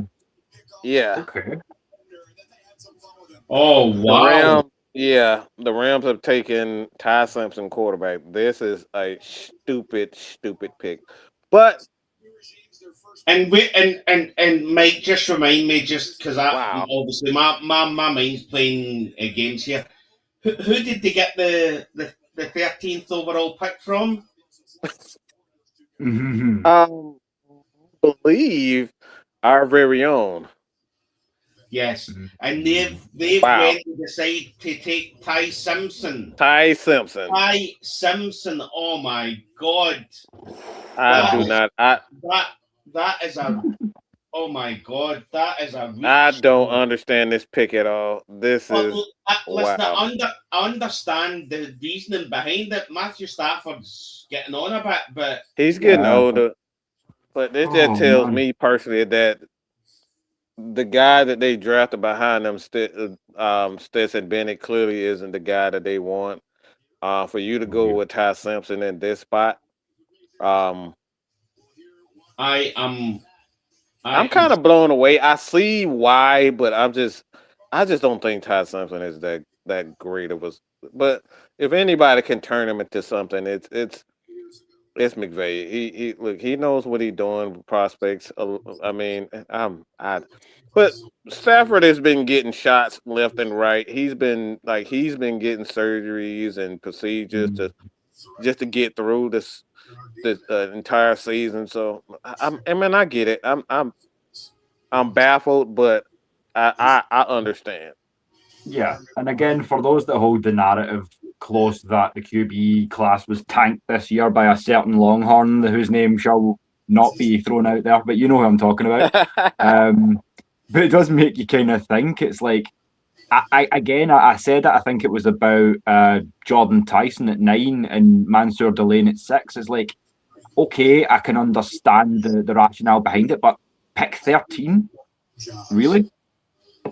I don't know, guys. I really don't. I mean, I'll be honest with you, mate. See if they hadn't sent the 29th pick to the Kansas City Chiefs for that player, they probably had a good chance at getting Ty Simpson at number 29. Yeah. I mean, I would agree with that. Listen, what I would say is that if you're going to put your money on a quarterback doing well, you're going to put your money on either Sean McVay or Kyle Shanahan doing something with that quarterback. So effectively, you can't write the guy off, but I'm just shocked that effectively the pick they got from us, they're going after what they perceive to be their franchise quarterback of the future. It's pretty crazy. And Kelvin's shout saying 1 year reach, we won that trade, especially after the news today. At what point in the season you get that pick back is going to be the ongoing question, and we can kind of revisit that over the coming days and weeks. But when he does come back, the 2026 first round picks back in play. As we say, we never gave it up. Our boy's just waiting, ready to go. So as I say, let him get the answers he needs, and hopefully do right by himself, by the team, and we'll see where we are.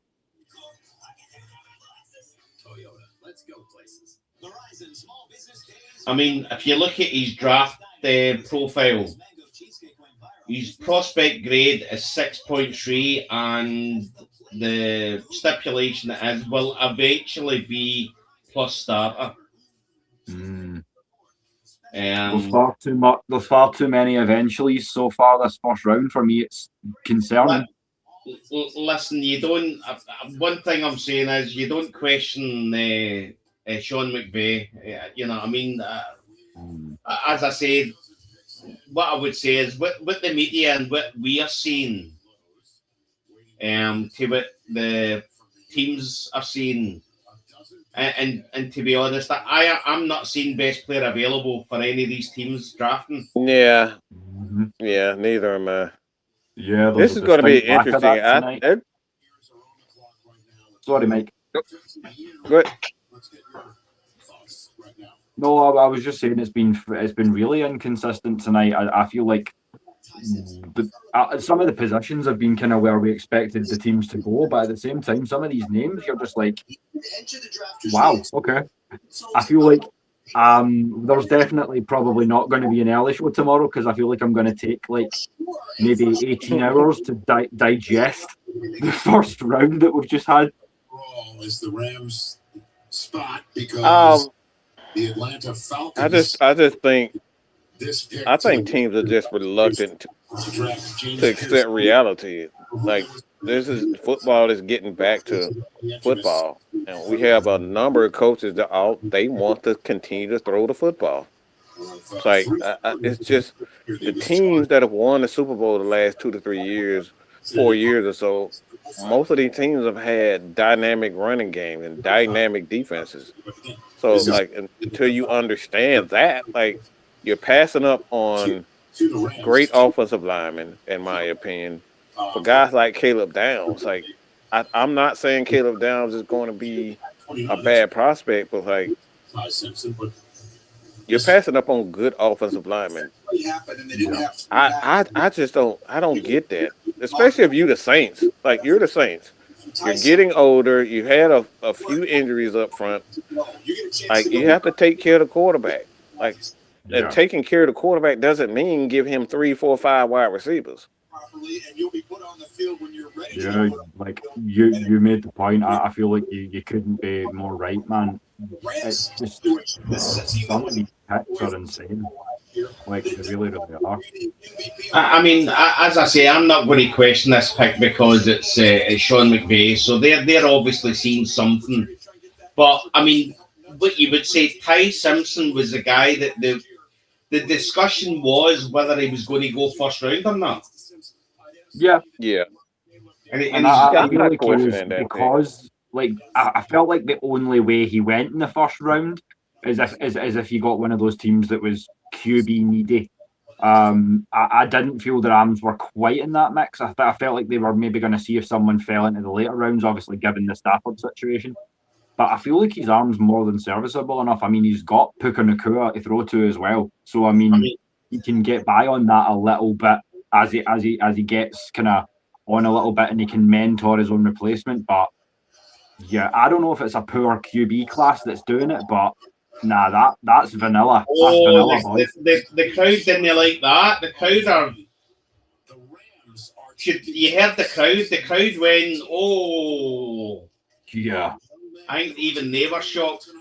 I will say, if you're Carson Beck, you're rubbing your hands because you've literally just moved a lot higher, and the potential that you're going to get drafted number one in a first round, it just went up dramatically. Yeah. And you know something, boys? While we're kind of getting towards the halfway point, I had an idea. He's been interacting in the chat all night with some great takes. So, Kelvin, do you want us to drop the link and you can come on and join us, my brother? Just let us know in the chat if you want to, and I'll get one of the boys to drop it for you. But yeah, there's a lot of stuff that we can talk about. Tomorrow maybe on a short form or something. But yeah, it's been strange. It's going to take a second reading, I'll say that. Yeah, this has really been a strange draft.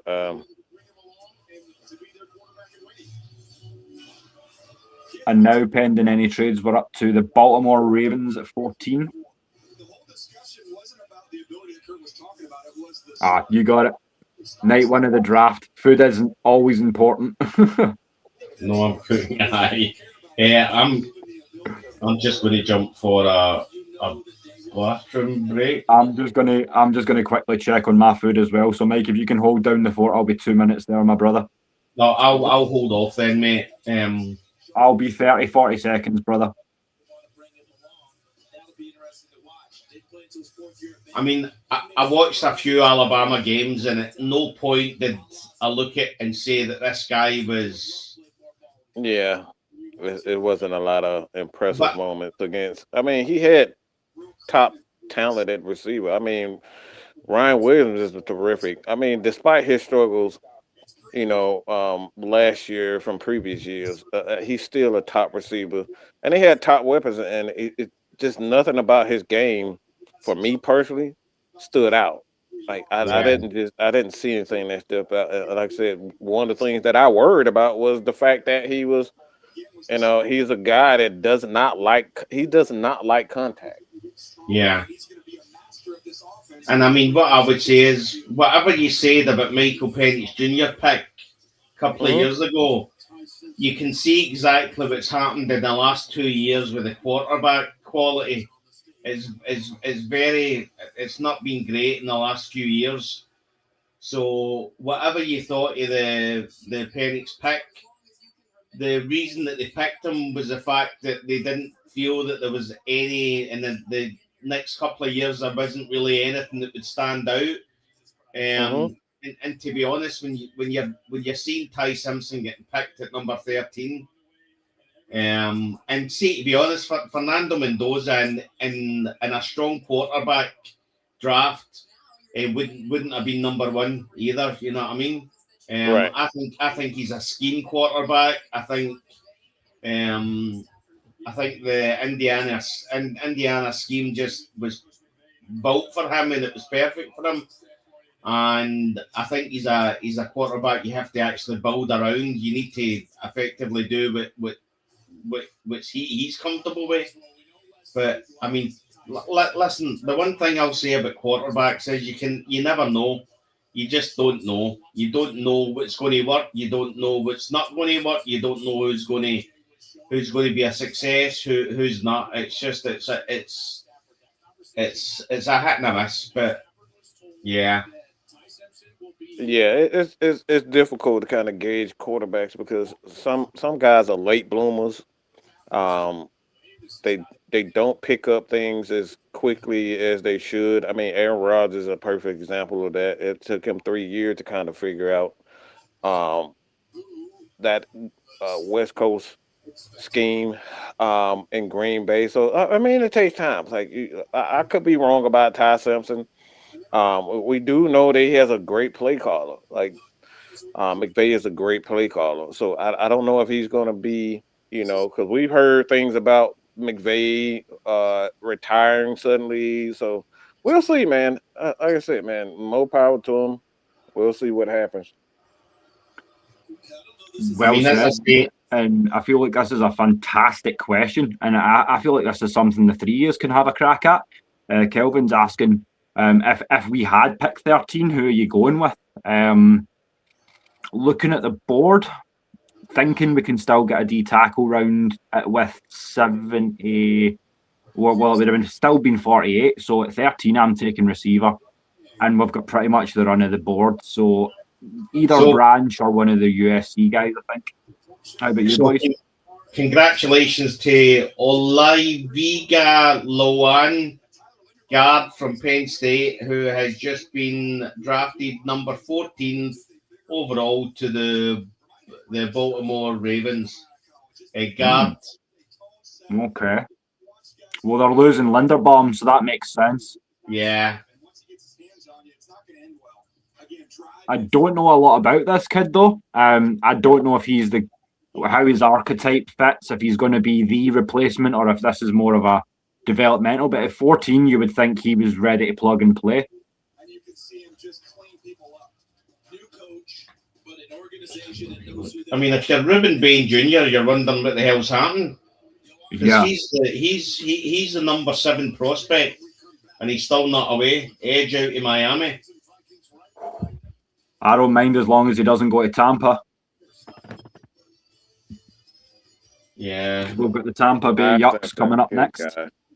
Yeah, you've got you've got Mackay Lemon, USC wide receiver, still not took. He's the second highest on the board. Kenyon Sadiq, tight end out of Oregon. And then you're into Keldrick Folk, edge out of Auburn. Mm-hmm. And then Akeem Masinda, edge out of Miami. And then you're into QC Concepcione. So that one that just went was effectively I'm just checking that. So, I mean, that's a reach as well on that one. Yeah. Top IOL off the board. I'm just double checking that. Yeah. Tackle. Yeah, he would be the first IOL off the board there. So again, there's a good chance this is Ruben Baines Jr. for Tampa Bay, I think. If Tampa Bay's going best player available, they're going for Ruben Baines Jr. Joanne Taylor better be ready to get some work. I'll say that much. can be a great insurance and financial services company. What's stopping you from being so much more than one thing? And that question is what is So we'll see in a minute. The Jets aren't taking him because they got Arvell Reese, so they don't need another. They don't really need another edge. All kudos to Mad Mike. He's on the float tonight, so there's a few different shows going on. From what I hear, just a couple of bits and bobs. So Mike's going to be back in and out throughout the evening. As I say, we've still got now. Well, we're on pick 15 with the Tampa Bay Buccaneers. We're halfway there, so yeah. It feels like it's been a really, really quick first round so far. It's been, mate, aye. I'm just going to quickly jump for a bathroom break, mate. Absolutely, mate.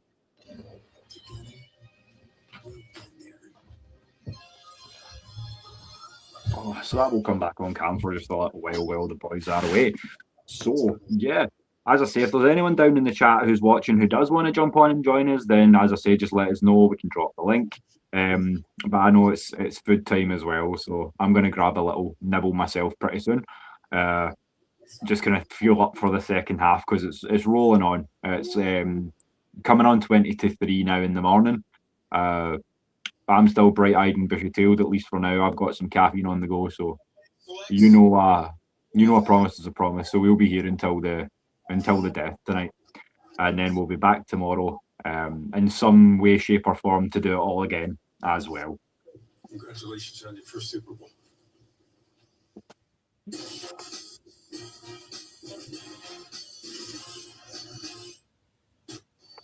It's time for Best of Animal, presented by American Express. Ruben Bain and Mackay Lemon and Kenyon Sadiq. Well, almost. A tough choice upcoming here. While we're in the commercial break, the Jets made their second pick of the It was good, Larry. Good to see you in the building. Thanks for joining us. I'd like to get your thoughts on this, but I mean, me and the boys, Des and Mike are sitting here just like, we don't know what's happening. We don't know what to tell you. Yeah, I'm kind of lost here. Yeah, like go back, read the picks, and tell me if you can figure it out. Because if you can, please let us know. The NFL. That's the only thing you can say about that. About some of these picks. Again, I'll be surprised if this Tampa Bay picks no Ruben Bain Jr. if they're going best player available. Yeah, I would definitely agree with that. We appreciate the love there, Kelvin. We do our best. As I say, we don't mind the late shifts sometimes if there's exciting stuff to talk about. So yeah, man, we're here for it. It's going to be a good weekend. If you want to remind anybody, in Scotland, it's 2:38 in the morning. So yeah, I just did while you were away, brother. I was saying, so we're grinding. It's 20. Did you already say that, mate? I saw that. Yeah. No, I just mean like when we say till the wheels come off, I mean I had to reward myself with a 2-hour nap today. because it was the only juncture of the day where I went, right, I'm going to be busy all night long. So if I don't get to sleep now, yeah, like you wouldn't like me when I'm tired. I will put it that way. No, I had to do the same. So yeah, take a couple of hours nap. So like I said, I'll wait till it's official.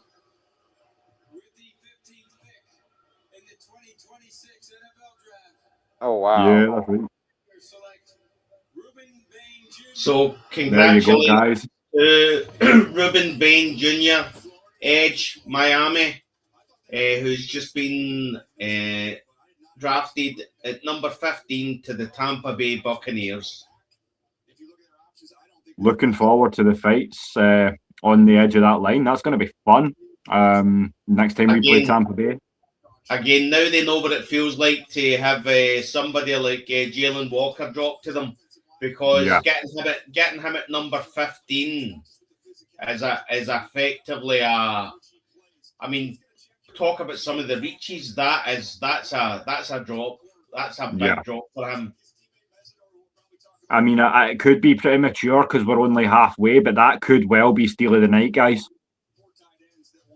The Tampa Bay Buccaneers have got lucky there, mate, I would say.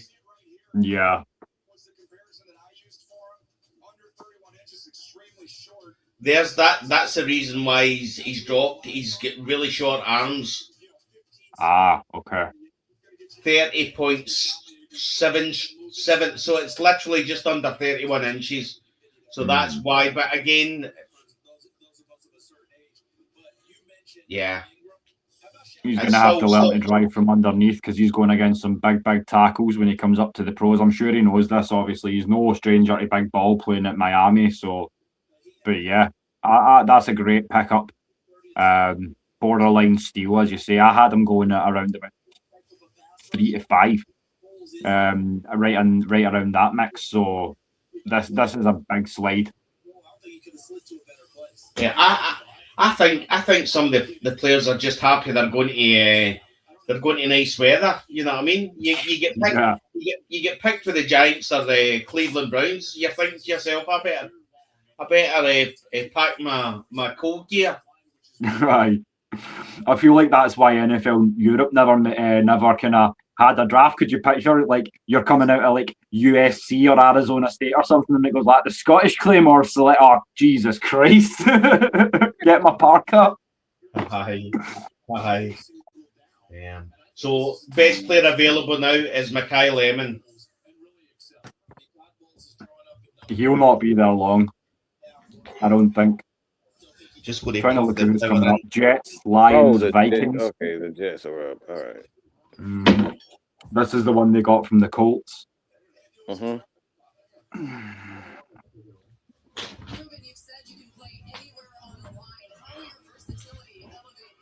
Again, who did the Jets take?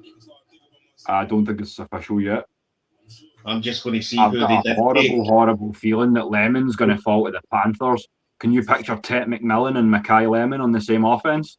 David Bailey, they took the edge for the first pick. So again, there's a good chance they might go Mekhi Lemon. That's a sound shout. I'm saying if the Jets don't, though, I don't think the Lions or Vikings are in the mix for a wideout. So if the Jets don't take Lemon here, he may be back up to Tet McMillan in Carolina. I don't think it's a massive position and need to back him up. But tell me if you're Carolina and you're looking at that and you've got Tet McMillan and Mekhi Lemon's there, you're not at least playing with that idea. Yeah, I mean, if the Jets don't take Mekhi Lemon, because one of their needs is wide receiver. The pick is in, so the Lions are on the clock. And there's a good chance the Lions will probably potentially go. Let me just have a wee look. Oh, wow. Oh, wow. Wow. Now, this is a shocker. I'll wait till it's official. Now, whatever's happened, Lions have already put their pick in, so they weren't long. Or something in the water tonight, boys. I'm telling you. Nah, the Jets are. This is interesting. So congratulations to Kenyon Sadiq, tight end, Oregon, number 16, 16th overall pick to the New York Jets. That is a shocker. Seeing him go at 16 isn't a shocker, but seeing the Jets take him is like, wow. I'm not gonna lie, with the Kelsey situation, I was 85-90% sure that kid was going to be a chief. Listen, if anybody watched a Jets game last year and thought we need a tight end, then you guys are weird. Yeah. There is, I mean, I'm shocked.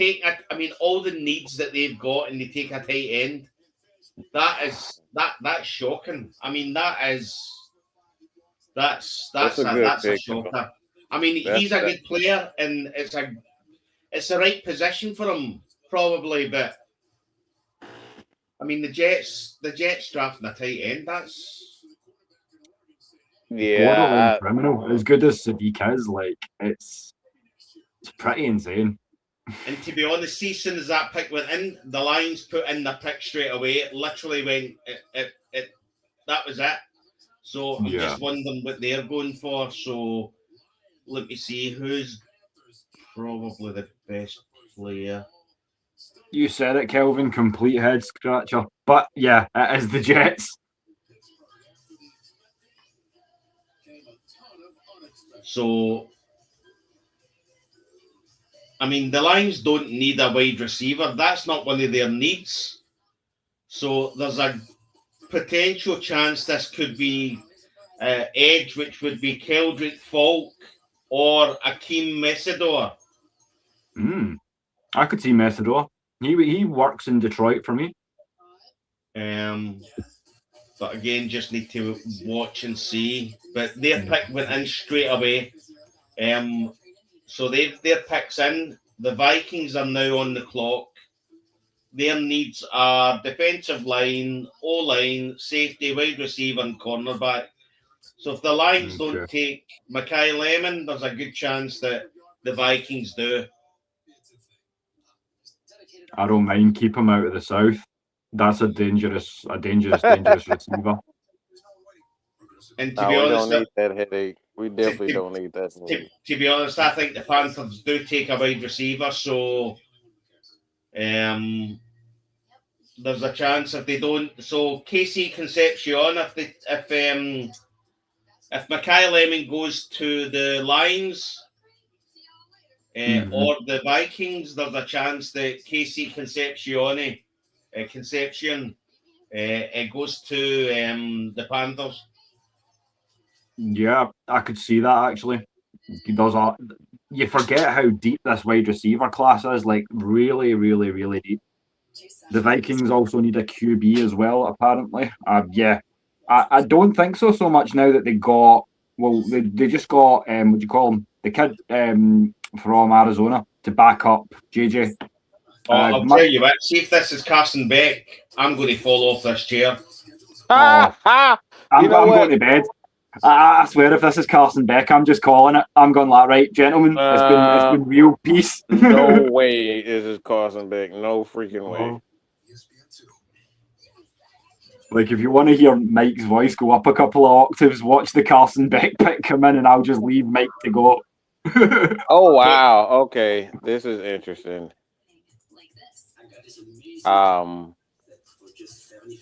Vikings have... So it's the Lions that's on the clock, mate. Yeah, Lions. The Lions on the clock, but they have essentially... Okay, this is really interesting. The Lions have selected Blake Miller. Who? Wow. Yeah. Blake Miller, offensive tackle, Clemson. That is not the next tackle I thought would be off the board. Wow. Okay. Blake Miller. Blake Miller is a second round projection. What is going on tonight? Offensive tackle, Clemson.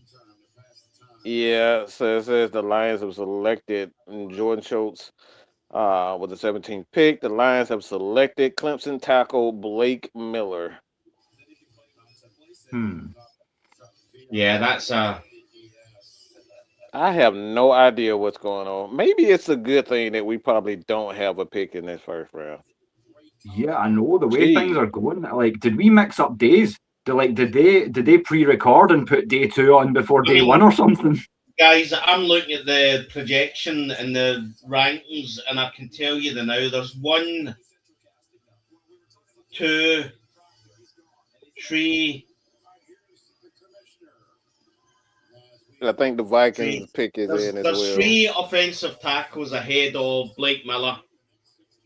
I don't think Travis Burke is going to be one of them, but for my money, Travis Burke's probably better than him too, and not just because he's a giant. I feel like his leverage is fantastic. Once he gets a hold of you, his twist and his push is just phenomenal. He's someone that I'll really love as a prospect, as I've said before, out of Memphis. As I say, he might not be ranked that highly. I got him round 4, 5, I think it was. So, but yeah, I don't know, man. This is a strange round 1. I know we keep saying it, folks, in the chat, but this is not reflecting best player available at all. No, absolutely not, man. And it would not surprise me at this point. There may be a few teams coming up in round 2 that will get talents that are falling far below the purview that we had them at coming in, and it's. Mate, I'm telling you now, every mock draft out there has been destroyed. It's been blown out the water. Yeah. Who says the NFL stands for No Fun League? Who clearly never watched a draft. I mean, that is a shocker. So congratulations to Blake Miller, tackle out of Clemson, who's now been selected 17th pick overall by the Detroit Lions. I mean, he's a big boy. He's nearly 6'7", but I mean, there's 3 tackles on the board ahead of him. That dude look like he'll take your steak and eat it right in front of your face. That's a big dude. I think I'll let him as well. Like, I ain't telling him shit. Whatever you say, sir. Yeah. So Vikings are on the clock. Yeah, this is interesting. This pick for the Vikings is interesting also. You can let them know if you got it, Mike. Well, it seems as though that the Vikings are taking Caleb Downs. Caleb Downs, but Caleb Banks. Okay. With the foot injury, there's only 1 D tackle off the board. In fact, is there even 1 D tackle off the board? There is not. Again, that's a reach. Wow. I mean, that's a reach. That is a reach. I mean, we were projecting him to the Falcons at 48. Yeah. Wow. I mean, okay. He's a good player, but he's not a pick number 18. I mean, what is happening with this draft? I mean, there's one. My top 60 tackles. He was in the 46 range, and now he's the first D tackle off the board. Not Lee Hunter, not Darryl Jackson Jr., not Peter Woods, and this is counting even Caden McDonald was ahead of him at Ohio State. Yeah, that's true. This is crazy, man. They've literally just said on the TV, "Wow."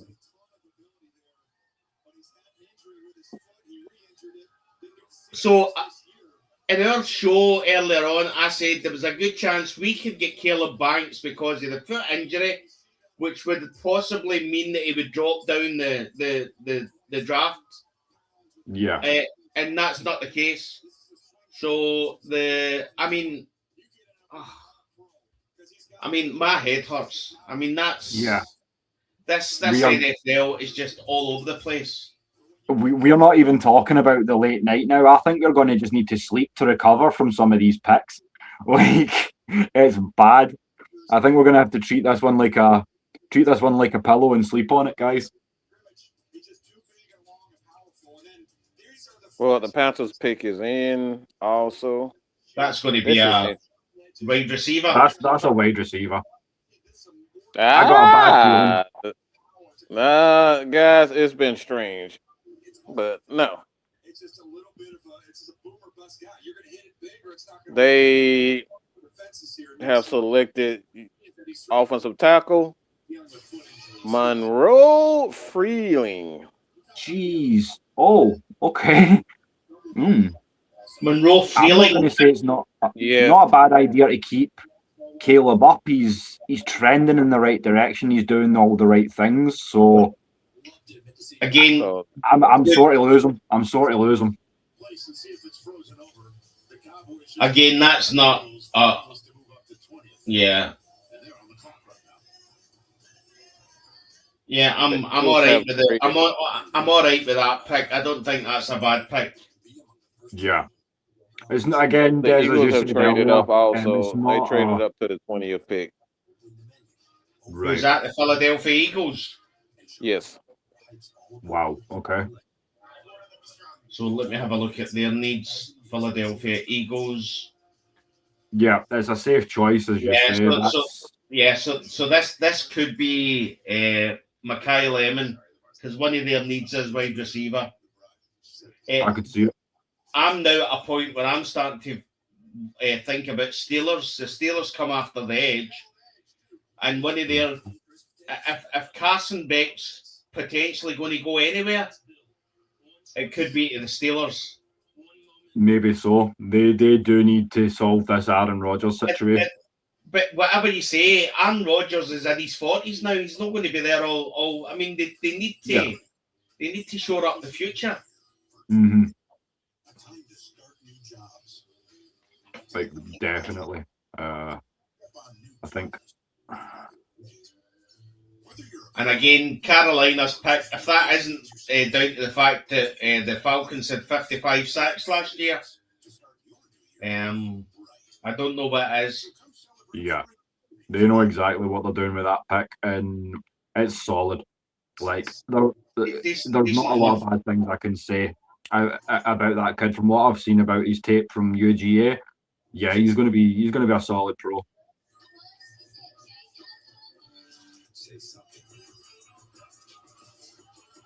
I'll tell you, it's went a lot quicker. So oh wow, the Eagles! This is incredible. Wow. So the Eagles, Jordan Schultz, have selected Mackay Lemon. There we go. Eagles. The Eagles. So the Panthers haven't took a wide receiver then? Nope. And if you're Philly, you can all but kiss goodbye to AJ Brown. Mm-hmm. Yeah, that's the replacement right there. Done. He's definitely done. Yeah. Mm-hmm. So again, that's a sound pick. If you're getting rid of a player Brown's quality, then you're going to want someone solid to replace. And yeah, like as I say, I've been hot on those boys for a good few weeks now. So congratulations, Mackay Lemon, the newest. Yeah, that makes sense. Mm. He's a number one. He's a best player available. He's the number one player. Yeah. You've now got Keldrick Falk, Auburn edge. So he's next, and then you've got Akeem Mesidor, and then Casey Concepcion. I'm just looking down these picks. Dallas seem to want to improve on defense, taking Caleb Downs. I think they could take Mesidor to shore up where they lost in Parsons. I mean, I'm not going to say that he's going to give you that production, but getting an edge on Mesidor's caliber is 20 a little bit high, possibly. But we've seen how needy teams have been before now. So, yeah, I think the Cowboys may take edge. So congratulations to Monroe Freeling, tackle out of Georgia, who has just been picked 19 overall for Carolina Panthers. So welcome to the South, Morgan Freeling. Mm-hmm. It just shows you how far behind the TV is. So Monroe Freeling, 6'7" and 330 pounds. Yeah. And that's why I feel a lot of people had him coming or had the Falcons trying to get him, is that is your instant day one Caleb McGarry replacement. Almost to the inch, almost to the pound. Yeah. Sorry, I'm on dealing. Again, you know what you're getting from Georgia. Yeah. A big boy. God's sake, he's a big boy. Can't go wrong with those. Bryce got a complete gift. Yeah. Grown in Athens, and it's going to be sad to see him get up in the black and sky blue, but there it is. He's kind of an inexperienced tackle. He's a 1-year starter at the University of Georgia, but like he definitely has the frame, has the skills. I think he needs to improve on the pass protection. He improved from what he was, but yeah, it's a project for sure. It's going quick now, so this is the next one. So official.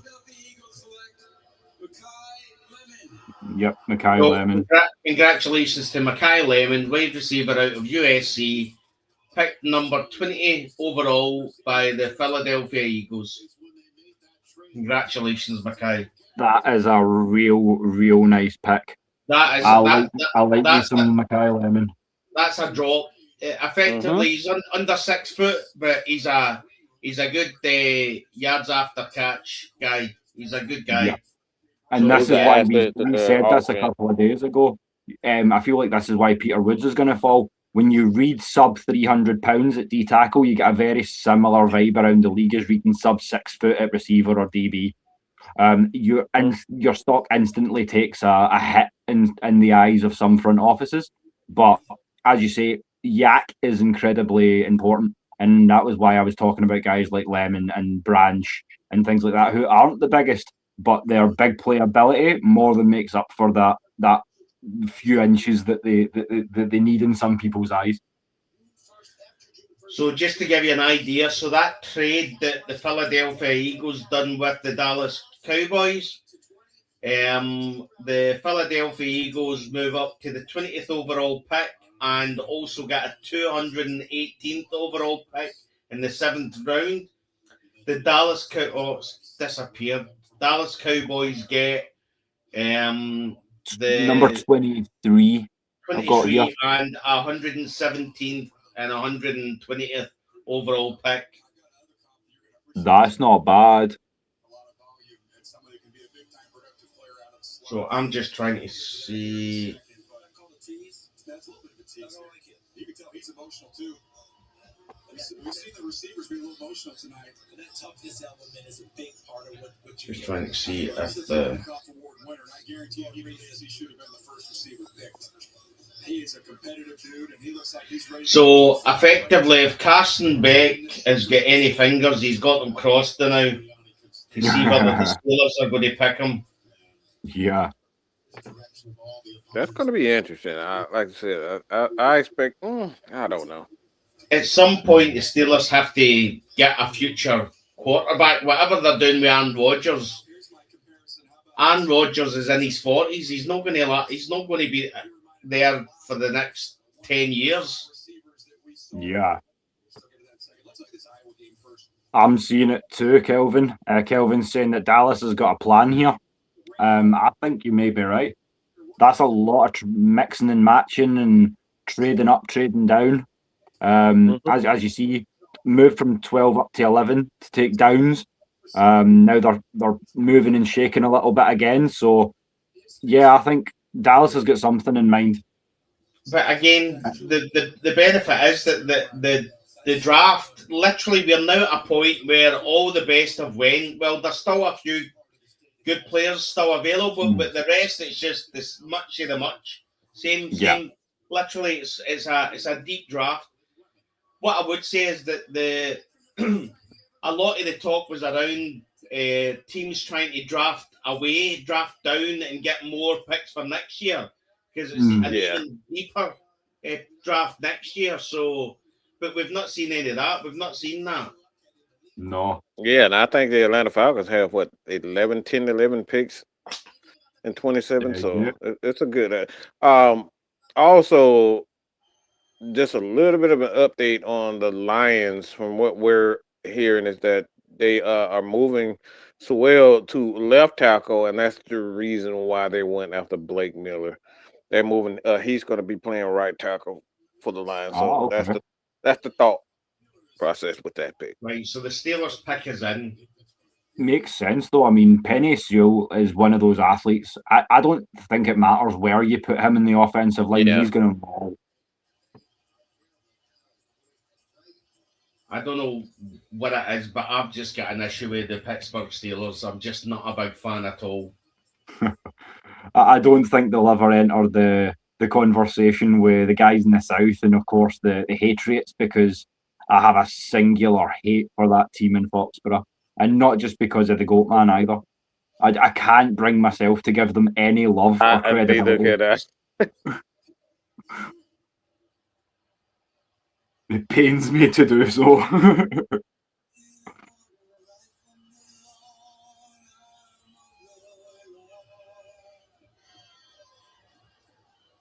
What in the world? What is happening here? Come on. Yeah, I'm confused. What the heck? I don't even know what to say. What is going on? We've got an impromptu concert happening now. What in the world?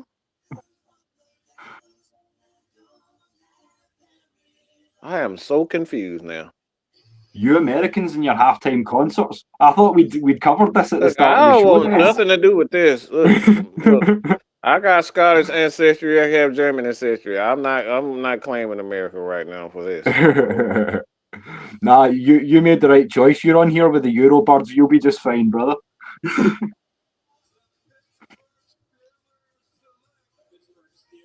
What in the absolute heck is going on? Oh, that's and it's not. We did not ask for this, okay? We want football. Either.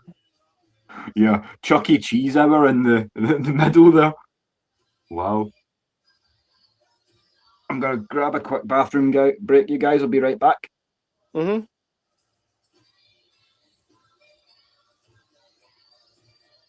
Wow.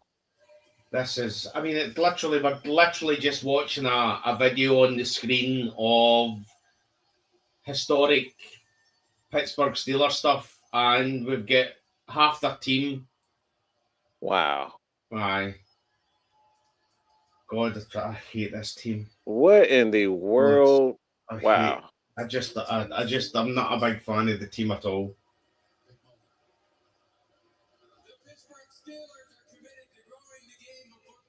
Well, the Pittsburgh Steelers are committed to growing the sport of football.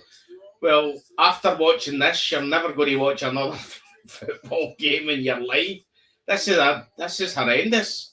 Just get the pick. Hurry up. Yeah. What? It's 20. So we have 12 more picks. I mean, it's 3:10 in the morning over here. I mean, have a bit of thing, mate. Like, all due respect to you, Des, like, we appreciate you so much for coming on, but see if you want to call it at any point, mate, we will not blame you. Mate, I've got to, man. Mike and I can this see too it much, mate. I'm enjoying this too much. Honestly, it wasn't so much WrestleMania that done it, but the bugs got you now. So I said that. Moira's like, is Des still up? And I'm like, yeah, he is. mate, I'm handing over a car in the morning. So, oh, Jesus. So I need to get into the work early. So I'll be leaving here about 7:30. So Oh dear. so it's currently 3:10 in the morning over here. So And we've still got what, 12, 11 picks, 10 picks to go. To be honest, mate, we're going to be here to next year August if they keep this garbage. Oh, I know. Get yourself comfy, lads. So congratulations to Max Elicor, Taco, Arizona State, selected 21st overall to the Pittsburgh Steelers. So the Pittsburgh Steelers are kicking the quarterback can down the road. I can see why, though, because I don't want to.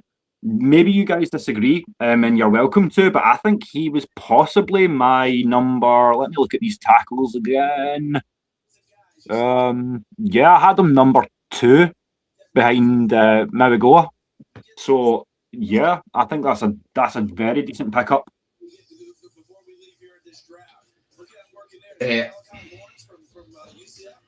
Effectively, if you want to know whether the Aaron Rodgers is staying in the Pittsburgh Steelers, you've just seen it, guys.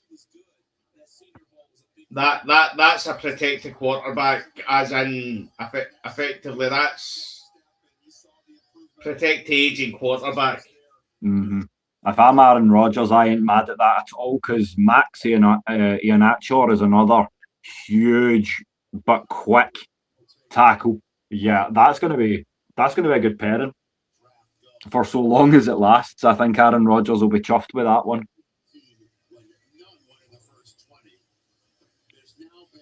And that brings us now to the Los Angeles Chargers at 22.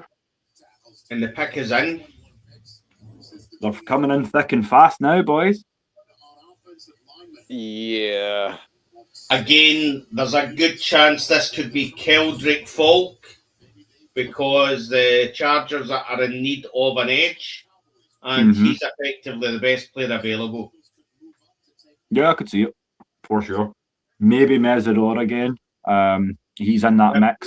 Yeah, maybe Mesidor. Yeah.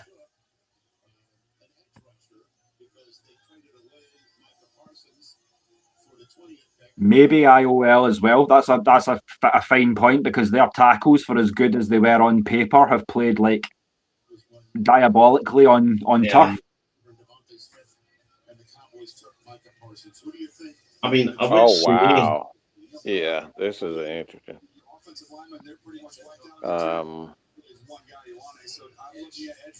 Akeem Mesidor. There we go. Edge. There we go. So effectively, if you look at it, this is only the 1, 2. So only 4. Hold on, let me just see. Arville Reese. Then we had Ruben Bain Jr. He would be the third edge off the board. Yeah, so only the third edge, which at number 22.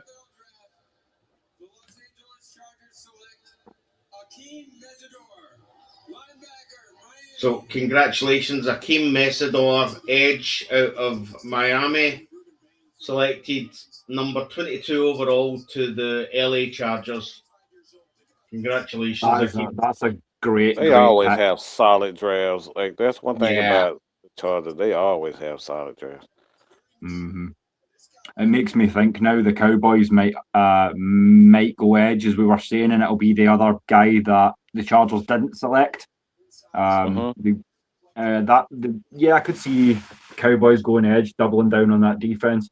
They got obviously as part of the trade, they got Quentin Nelson, the D tackle from the Jets. Not Quentin Nelson. You know what I'm talking about. They got the nose from New York. Dallas. Again, I'll be surprised if this isn't an edge, mate, because I think you'll start seeing. I think you're going to get a run on edge tackles here, mate. Yeah. I definitely think you're going to get a run on edge here. So I think a lot of teams are getting to the point, though, boys, where they're seeing how. At this point, I'm not going to throw around words like silly, but because it's maybe a bit premature, but they're seeing the way the narrative of this first round's going, and they're like, "Nah, I'm getting my guy, and I'm getting him now." This could be Keldrick Falk. It could be Zion Young. There's a possibility it could be they look for corner. Yeah, I'd be surprised if this wasn't edge. Maybe Jermod McCoy out in Tennessee. Maybe could be Anthony Hill Jr. linebacker. It could be Avian Terrell. Could be Avian Terrell.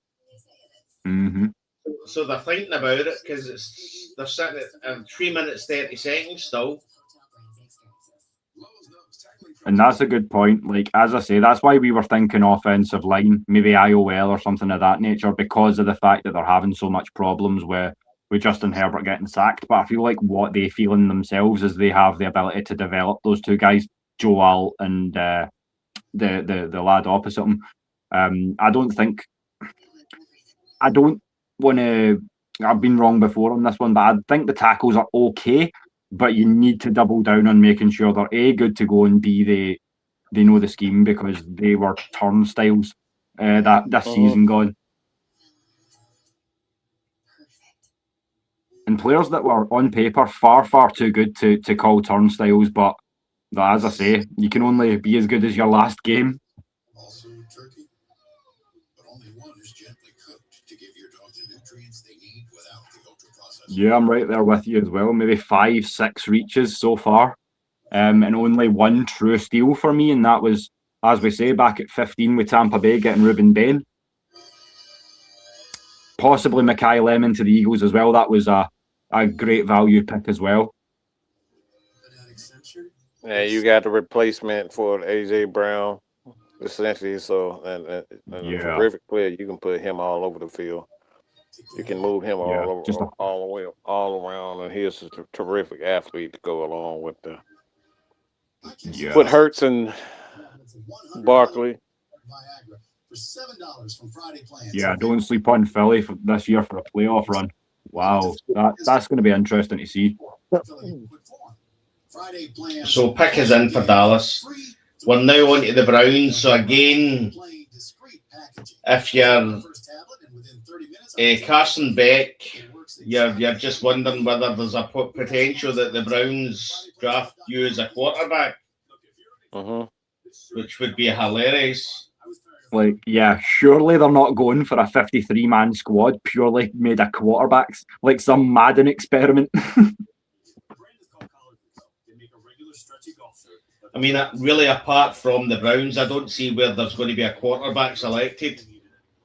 Who else we got here? Bears, Bills, 49ers, Texans. Yeah, no chance. Chiefs, Dolphins, Patriots, Seahawks.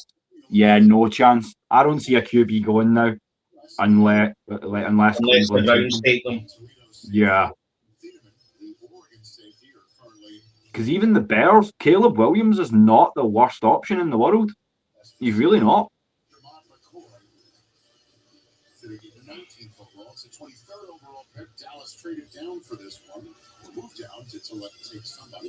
So we'll see what Dallas does here. I think this is going to be edge. I think I'm with you.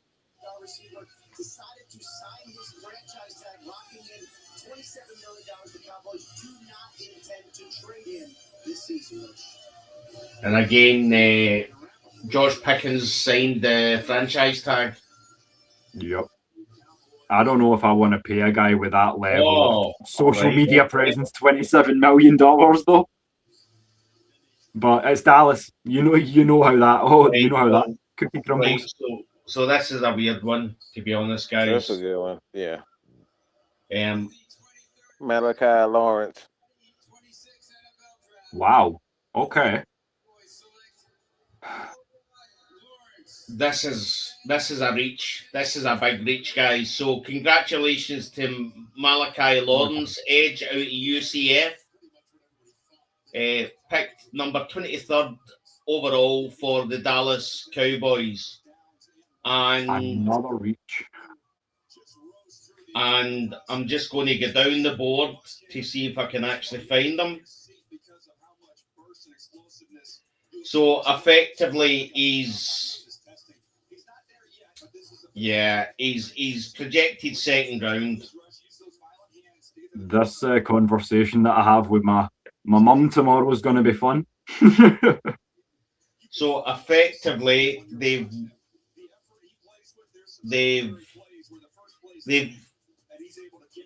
went past Cassius Howell, Zion Young, and Keldrick Falk. Wow. Are three edges that were projected higher than Malachi Lawrence. Zion Young surprises me that he's still on the board. He played like an absolute dog at Mizzou. Keldrick Falk is the best player available at the moment now. Mm-hmm. That's a reach. That's a reach. So again, if you're the Browns, there's a potential that this could be Keldrick Falk, because they've got an edge need. Again, the Cleveland Browns is taking their time there at 3 minutes 40 seconds still. Mm-hmm. The 2026 NFL Draft is presented by Verizon. So the Browns needs a quarterback, offensive line, wide receiver, cornerback, and edge. Yeah, their pick is in.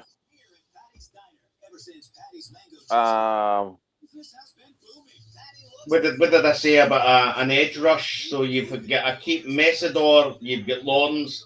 There's a good chance that this could be an edge as well. Mm-hmm.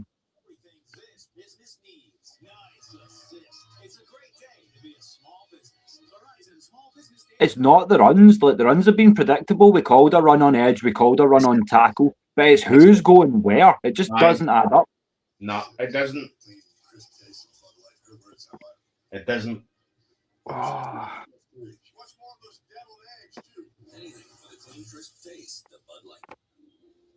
And this is from the woman over there. I'm just earned 5% cash back on that. Also, if I start a conga line, will you join? Earn 5% cash back in different categories each quarter and up to $1,500 in purchases when you activate. Yeah, that Dallas pick that's a reach. I mean, it's only a reach until he actually shows what he can do. Yeah, like he has upsides that I feel like. Yeah, the kid's going to contribute, but 20 again. I feel like I just keep throwing back the number at you with a question mark. But again, 23. It's I don't know. Spring, the unofficial new year for dual people. A time to start new jobs. I mean, it's just it's. I mean, what? It's not just what we see; it's what the media sees. They're seeing different players than what's been picked.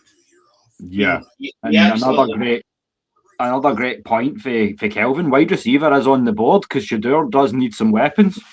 So wide receiver's not out of the question either. There's a lot of good receivers still left. Still great receivers. Casey Concepcion's there, which again is a good possibility. And if you're looking for length and vertical speed, and a lot of teams do, I'm moderately surprised that Chris Brazil's still on the board. The 6'4" wide out of Tennessee. I thought he would have been long gone by now. Again, you've got Denzel Boston out of Washington, wide receiver. Avian Terrell's still there. So the dream of him and his brother being together in Atlanta is still alive. Forever the romantic days. Absolutely, mate. Absolutely. I mean, to be honest, see when you're looking down the player board for the ratings, you're literally seeing this gap, and then you see Monroe Freeling, Caleb Banks, then you've got another big gap. You've got that Max Ilincourt that went to the Steelers. Then you're right down to Malachi Lawrence. It's just went. Blake Miller, and then you've got another whole list. So like Skylar Bell, Zachariah Branch, you know what I mean? So again, there's plenty of players there for Atlanta at 48 if the board keeps falling the way it is. And then you've got Chris Bell as well. He's not off the receiver out of Louisville. He can get the job done as well, and we've not even entertained names like Zachariah Branch and things like that. So I don't think we're going to have to, and not to mention Bryce Lance as well, a name that we've kind of spoken about before, but there's a Malachi Fields as well out of ND. The receiver is deep. There you go, bingo, got it right. So congratulations, Casey Concepcion. Right receiver out of Texas A&M. Number 24th overall pick to the Cleveland Browns. That's a pretty stellar choice. I like him a lot. Mate, good player. Like I had him in a few of my mock drafts. I thought he would be a wee bit lower than this, but it's that he's the kind of wide receiver that we needed, which was a speed demon. Literally, he gets the ball. He's yard after catch is really, really phenomenal. The kind of player that we would have been happy to get. Yeah, for sure.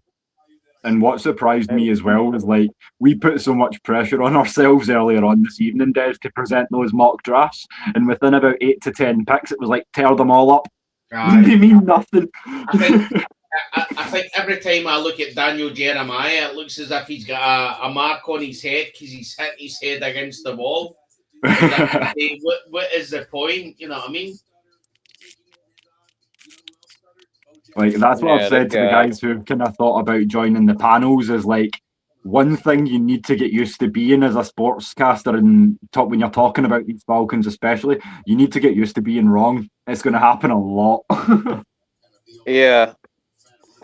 There's quite a bit of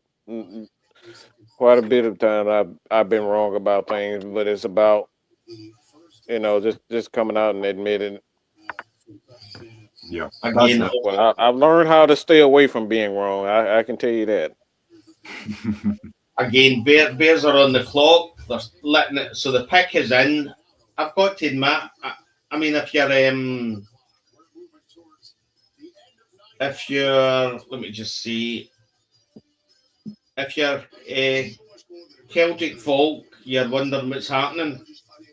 So effectively, 1, 2, 3, 4, 5, 6, 7, 8 players that are rated below you have went, and you're still on the board. And there's a good chance that the Bears could go Celtic folk. Yep. I mean, from my research, I didn't hear anything major, no injuries, no character concerns. So it's a case study for sure, because this, in quite a few cases this year, there's been some slips where it's like, surely not, because I mean, there were no physical or cognitive red flags coming out. So yeah, a lot of these guys that are sliding are surprising to me. I mean, the only other one I would see was possibly Caleb Lemieux, offensive tackle out of Utah. That's interesting. Yeah. That Chicago could go for. Do you guys expect a trades at the bottom? Around the 30s. Yeah. In the second round, you expect a lot of trades because a lot of these guys, especially offensive linemen, are coming off the board. Yeah, that's kind of where I felt like the run of tackles would be, sort of tail end of 1, start of 2. Bearing in mind, Drew Dolman retired, remember? So there's a good chance this could be an offensive tackle. Caleb Lemieux, Oh dear. I'm looking to see what else you've got. Emmanuel Pregnon, guard, Oregon.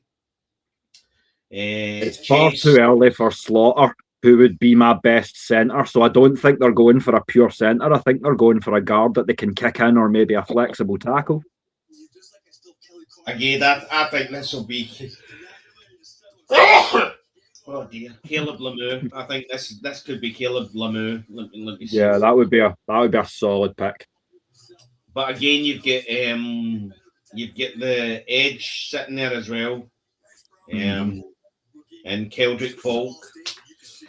But I think remind me again, Des. What was Falk's alma mater? Where's he coming out of again? Auburn. Edge out of Auburn, mate. That's it. Thank you, Auburn Tigers. That's it. With the 61st pick of the Super Bowl. See, some of these adverts are absolutely garbage. I don't know what America's doing, honestly.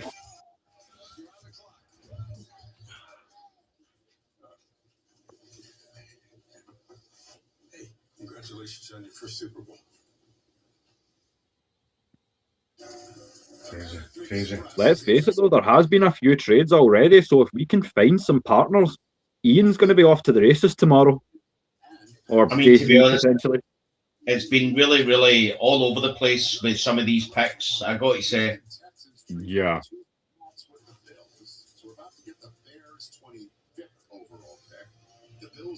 Like, as I say, I know you'll be working, Des, but Mike, if you're going on for an hour tomorrow to kind of break this all down, I'd love to join you because, it ain't making no sense, bro. Yeah, I'm kind of confused about what's going on. So the Bills have traded with Houston for the 26. The Houston Texans have traded with the Bills for the 26 overall pick. So they see some. If this isn't an edge, there's a good chance that the Houston, or maybe an O-line for the, because I know they need to protect their QB in Houston. So again, this could be edge. Houston could be O-line.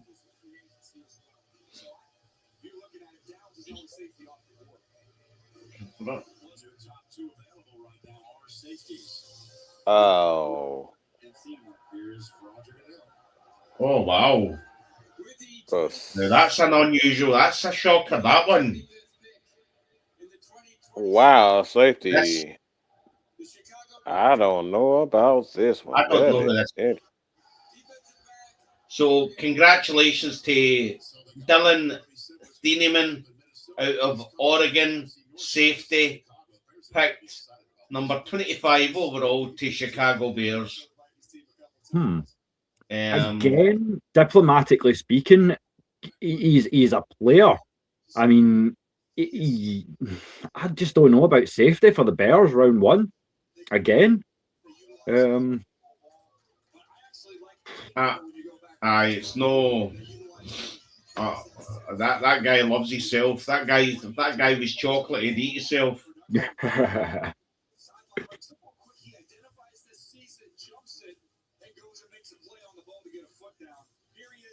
Oh. That's a huge play, Joe Klatt against game returner. And here he is covering in the slot. A lot of teams feel like he can hold up as a nickel. All these good defenses have these bigger nickels. You feel like he might. There's definitely a run on tackles. Good gosh. Yeah, definitely. Kelvin, say no more. We don't know how to address that for you because we're all feeling the same way, bro.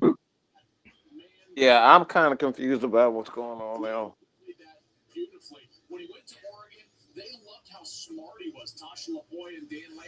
I mean, again, I'll say again, the grief that we got for giving Jesse Bates a contract a few years ago because safety wasn't considered an important position anymore in the NFL.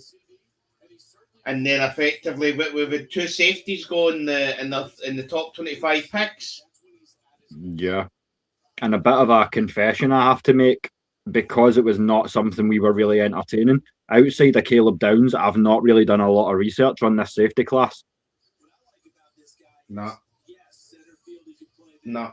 But you can plug him a number of places. And when Harrison Smith was in Minnesota, which is often why we comped Dylan. Yeah, it's and whatever's happened, Houston have jumped up, traded with Buffalo, and so they see something that they want. So I'm looking to see what that could be. Keldrick Falk. It could be Denzel Boston, Zion Young. Mm-hmm. You know what I mean? Yeah, man. So again, that I would say that I can't remember ever watching I mean, I've watched a few drafts that you see one or two names where you think that's not a guy I recognise, but this one, it's like you're just seeing it's unusual. Yeah, and one thing I would say is we've still got pick 32. The Seattle Seahawks defending Super Bowl champions, but you let your Super Bowl MVP walk out. So I think they go tailback. But now I'm thinking, who would be your second running back after Jeremiah Love? You'd have to start thinking again. But I think the Seattle Seahawks are going to need running back. They didn't make a big trade or anything to bring one in, to my knowledge. Yeah, I think what's the he went down with the ACL. So you he's going to be down. So it's like Kenneth Walker walks out.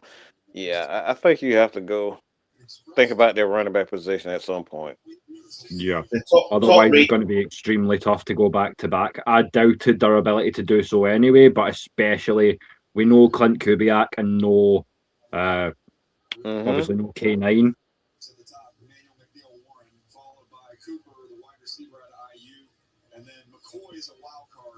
So the top running back available is Jadarian Price out in Notre Dame. Yeah. No chance. Running back. Not at 32. No. So best player available is safety. I missed that. It would probably still be Falk. Best player available. Emmanuel McNeil Warren is the according to Daniel Jeremiah. Let me see.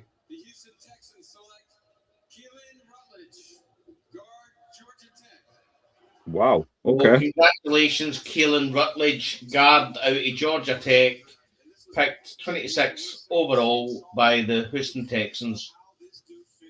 I like that pick a lot. He's stout. He's good with his hands.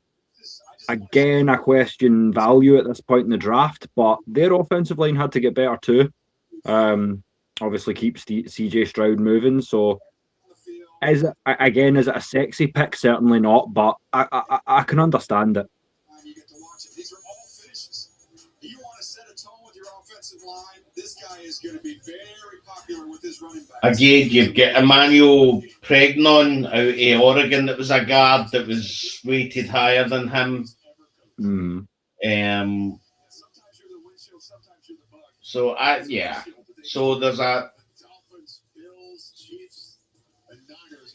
So the Miami Dolphins have done a trade, and they're now 27th on the clock. So they're at number 27, pick number 27. Okay. So now that'll be Houston, then Buffalo, Houston, San Fran, then KC, then Buffalo. So Dolphins done the pick with the 49ers. So it's Dolphins, Bills, Chiefs, Texans, 49ers. Bills, 49ers, rather. Got you. Technical issues, hold on.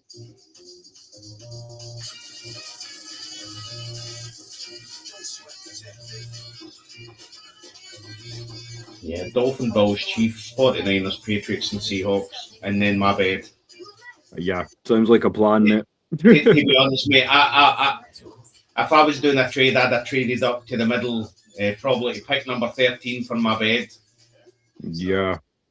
No, as I say, shout out to the boys for joining me. We did think we would have a slightly bigger panel for you tonight, but I'm just honoured to share the floor with these boys any chance I get. So Mike, Des, thank you once again for sitting through this madness with me.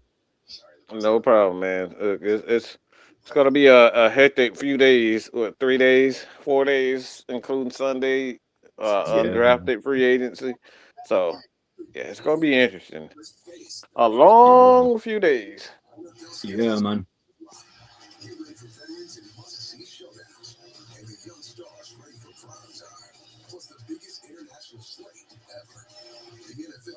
I mean, if you're Ian Cunningham and you're watching this, you think to yourself, I'll just chill where I'm at.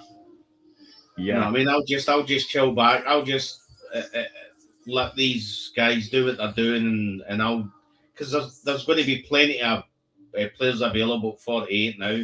When you look at some of these picks. And I mean, there's every possibility we can still trade down because a lot of these bodies are still going to be there at, say, 55, 50, 58. Yeah, which is what you want to do. Yeah. Deal Dash, I really don't care. No, I mean, I don't care that you got a TV at the $42. You know what I mean? That's why having life insurance is so important. Ethos lets you get life insurance in minutes, 100% online, no medical exam. Check your price today. So again, best player available on ratings is Edge. Yep, Falk out of Auburn. Yeah. Cool. Keldrick Falk, 6.43 rating. Okay, dokie, and we are looking at the Dolphins. So the Dolphins, their needs are wide receiver, cornerback, edge, offensive line, and safety. So there's a chance they might go safety. We've seen a couple of the safeties go. Again, this could be a cornerback. I'm just looking to see. It could be one of those USC wide receivers as well, because I did kind of tease that one of them would close out or be in the kind of mix towards the end of the first round. Obviously, we've seen Mekhi Lemon go, so your second guy would be Jacoby Lane, but I think he's in this mix. I mean, to be honest, when you look at how important cornerbacks looked on and how they look down on the safety, there's only one cornerback went in the first round so far, which is Mansour Delaney, which the Kansas City Chiefs moved up to get him, and we were shocked at that. Mm-hmm. Yeah, I just feel like there was far better corners on offer.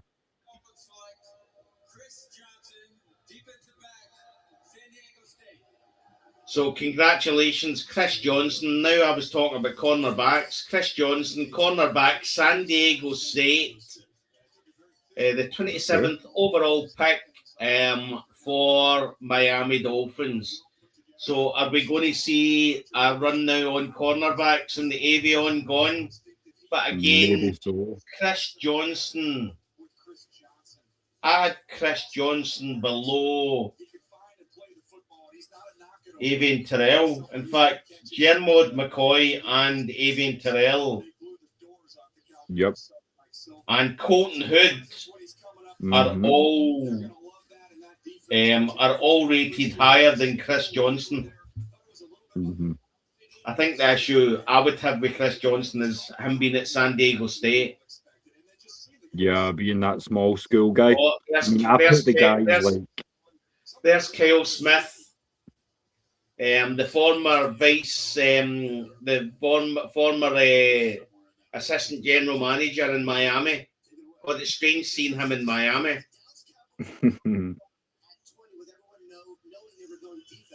Pittsburgh Steelers get on the phone with Mekhi Lemon, planning to select him next to 21.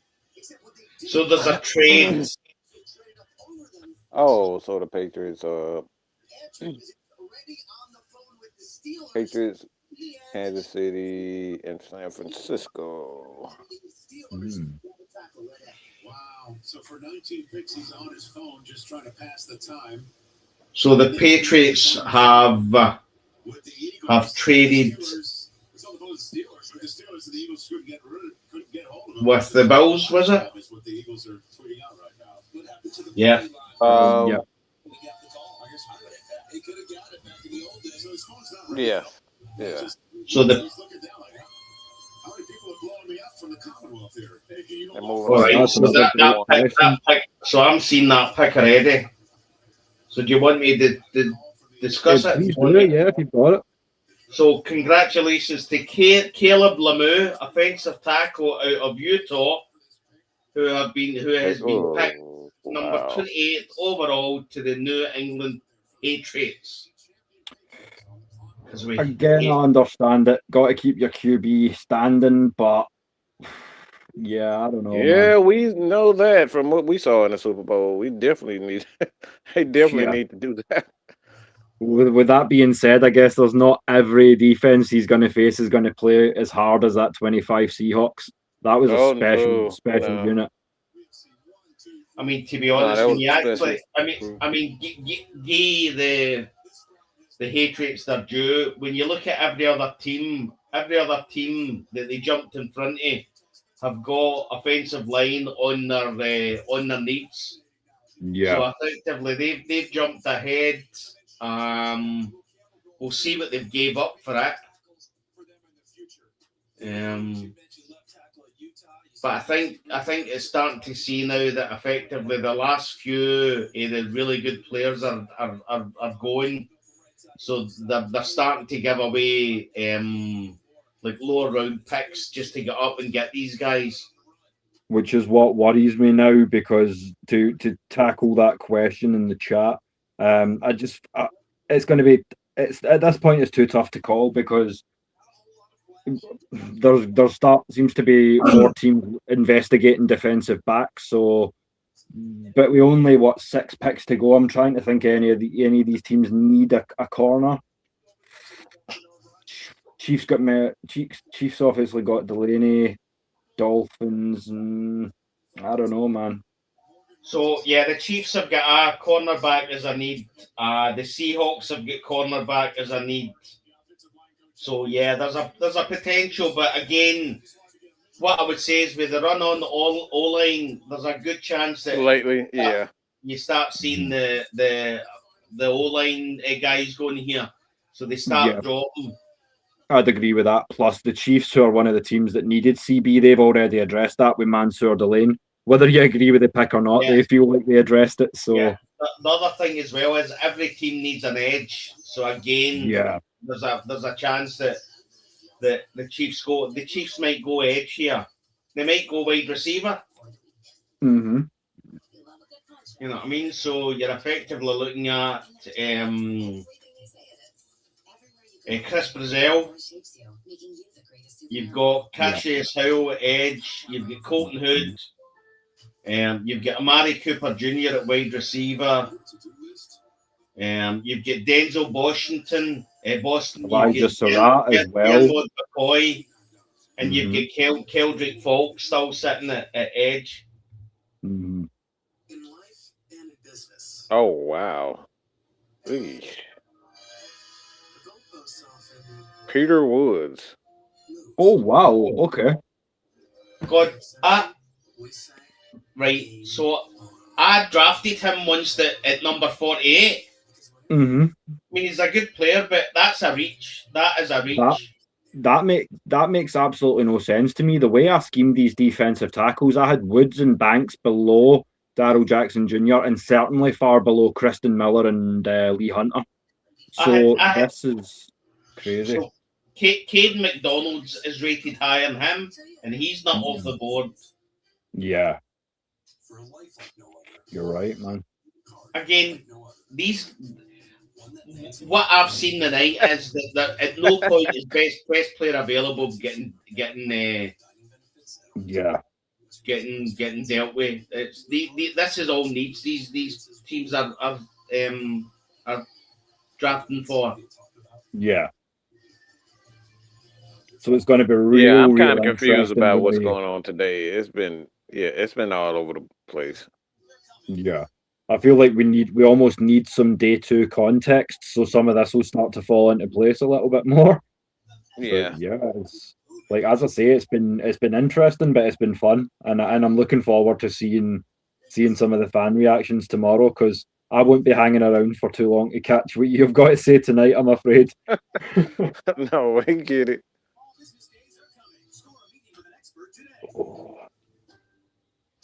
And while we have the that. floor, they were good enough to shout us out earlier, so we're going to give love back to the Georgia Sports Nation as well. That another fantastic episode of House of the Chop tonight.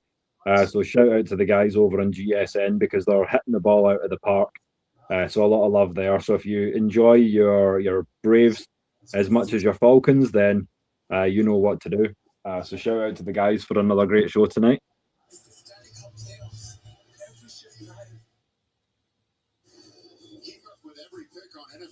There have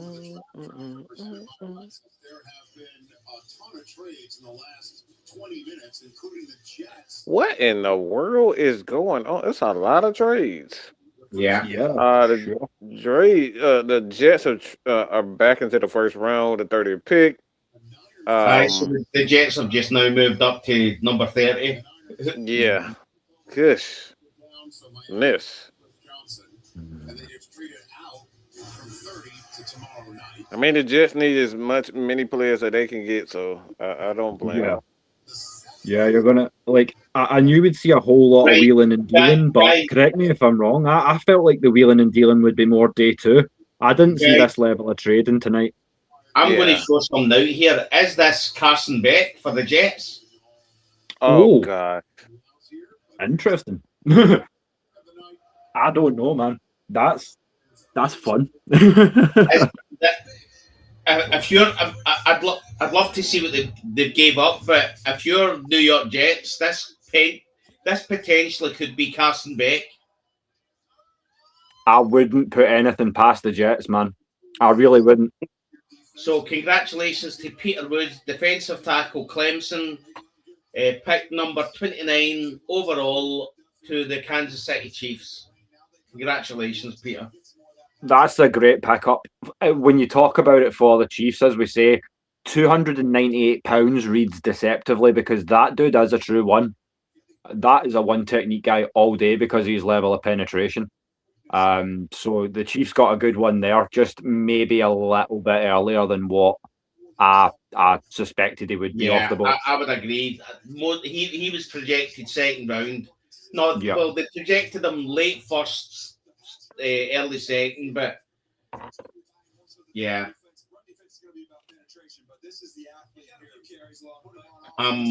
So we've got left the Jets, the Bills, the Seahawks. Okay. So this next pick is intriguing because it could be Carson Beck. Yeah, I'm looking forward to seeing what the Jets do here. So the pick is in. The Bills are now on the clock.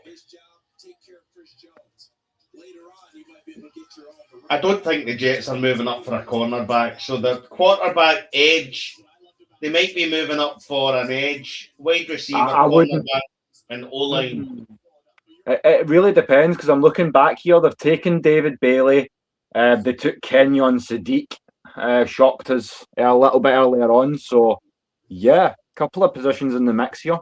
Maybe cornerback.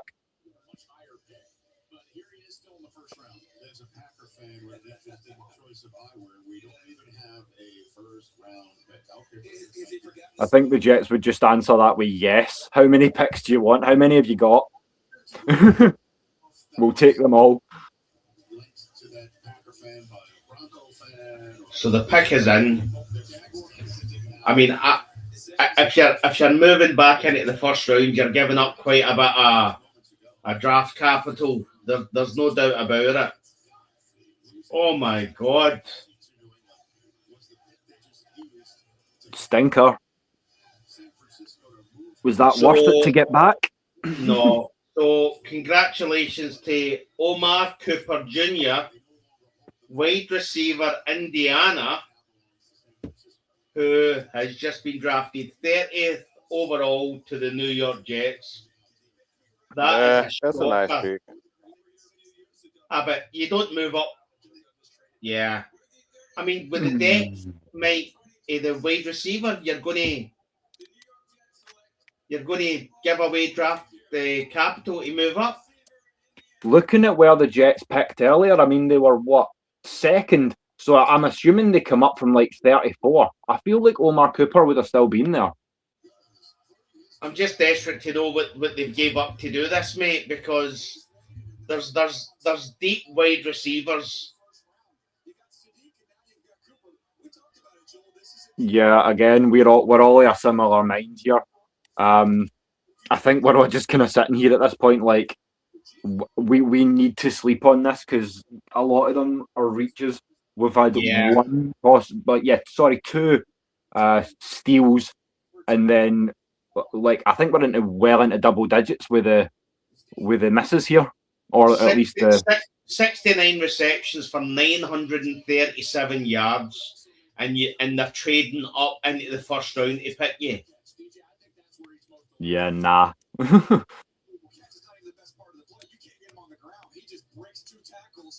Yeah, that's So the Bills are now on the clock. Their needs are edge, offensive line, linebacker, safety, and wide receiver. And to be honest, guys, I've stopped even trying to work out what's. I mean, if you're sorry, there's another trade. So the Titans have now traded into the first round and took the 31st overall pick, which was the Buffalo Bills. So the Buffalo Bills are literally building up the draft capital because they've moved back a few times. Mm-hmm. And this is what's got me thinking. So the Titans' needs are O-line, edge, wide receiver, running back, and linebacker.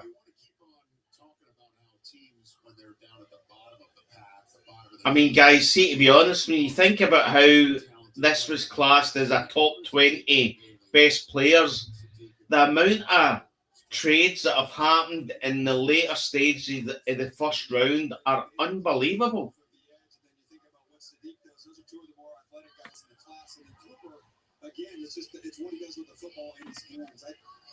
You there, mate? Yeah, I'm here. So the Jets gave up the first pick in the second round, number 33, and a fifth to do that. Right. Well, that's not bad.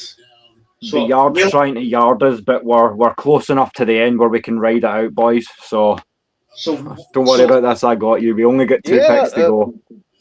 Thank goodness is the rounds are only 5-6 minutes, so that's a good thing. Yeah, man. We'll grind it out, as I say. It's been great spending the evening with you guys, and I'm looking forward to doing it again tomorrow. Oh yes. So Robert Saleh looks really, really, really, really happy with whoever it is he's got. So there's a potential this could be an edge. Okay. So there's a chance this could be Keldrick Folk. Mm-hmm. Yeah, he's the last guy. Yeah. In the green room. And see, to be honest, when you look at Daniel Jeremiah's cornerback, there's still two cornerbacks ahead of Avian Terrell, which are McCoy and Hood out of Tennessee. Mm-hmm. And there's a whole load of edges that are available as well. So the potential that we get Avian Terrell it's still on, guys. Yeah, definitely for sure. And I feel like that's another sound one. This could be another offensive lineman here, guys, with the Titans coming up. Possibly. So offensive lineman, you're looking at. There's not much left, to be honest. Guard Emmanuel Pregnon out of Oregon. Congratulations, you set a record for the first night of the draft. 320,000 people There's 320,000 people there. Chase Bisontis, guard out of Texas A&M. Oh, Kelvin Falk. Nice. So he's not the last guy. He's still not sitting in there after the first round. Good. There you go. I'm glad. Keldrick Falk, well done. Yeah. Congratulations, Keldrick Falk, out of Auburn, edge out of Auburn, selected 31st overall for the Tennessee Titans. Congratulations, Keldrick. Yeah, man, for sure. That's a sound pickup for them. It's good to see that he's finally off the board, because that was another slide there. That's a drop. That's a big drop, mate. Yeah, man. He's coming into a not so competitive AFC South, so I think he can really get the job done. So I'm kudos to the Titans for that one. So I wonder if Seahawks are going to trade this away, because there's going to be somebody there that wants to trade up. Oh, for sure. So we'll watch. If I'm Seahawks, I'm trading back. Yeah. Where are they now and where are they going to be? A fascinating discussion around Robert Saleh loves to develop people. Yeah, Robert Saleh is definitely going to get the best out of him. Yeah, absolutely. Mm-hmm. Yeah, there's a perfect spot. He never led Auburn and sacks, but you're betting on the upside here. Nearly 6'6", 276 pounds. So he's a big boy. That is going to be used effectively. I think that is a fantastic trade up. That is a great pick, mate. That's a great pick. Depends what. Do we know what they gave up for it? Let me just check back real quick. No, that was the Jets update. I'll have a look, see if I can find out. Not as yet. Still pending. Just having a wee look. Jeffrey Simmons endorses this pick. I bet he does. You know, I just love seeing the ecstatic look of relief, right? He's been waiting 30 picks to hear his name. He's wondering, am I gonna hear my name tonight? See, that's the only negative about having the guys in the green room. Aye. Yeah. The fact that they might not get picked. Yeah. That feeling, yeah. Yeah, man. I don't imagine that feels too nice at all. And it's not on them. It's not on them. So I mean, their agent would put out the feelers to work out. I mean, no agents want their client sitting in the green room and not getting drafted. So their agent would have put out feelers to see potentially whether your guy's going to go or not. Yeah.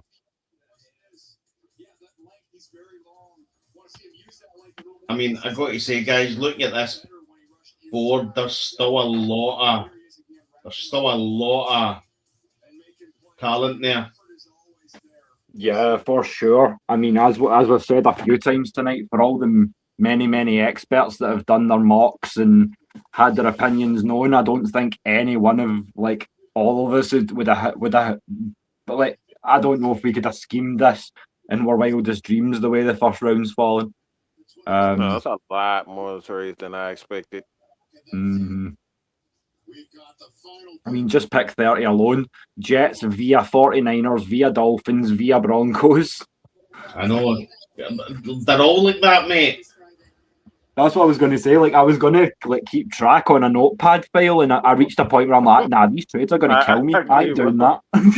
I mean, yeah. So if you look at the Jets, Broncos, Miami, San Francisco Jets, and then you look at the Tennessee Titans ones, the Patriots, the Broncos, the Patriots, the Bills, the Tennessee Titans.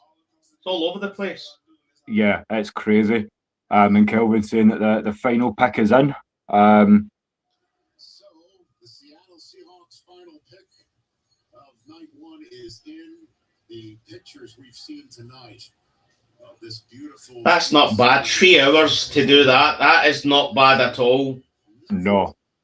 Last year it would have been probably near 4. 4. I think last year it was 4 hours, 25 minutes. Yeah, I think Mike and I remember. Last year was a grind.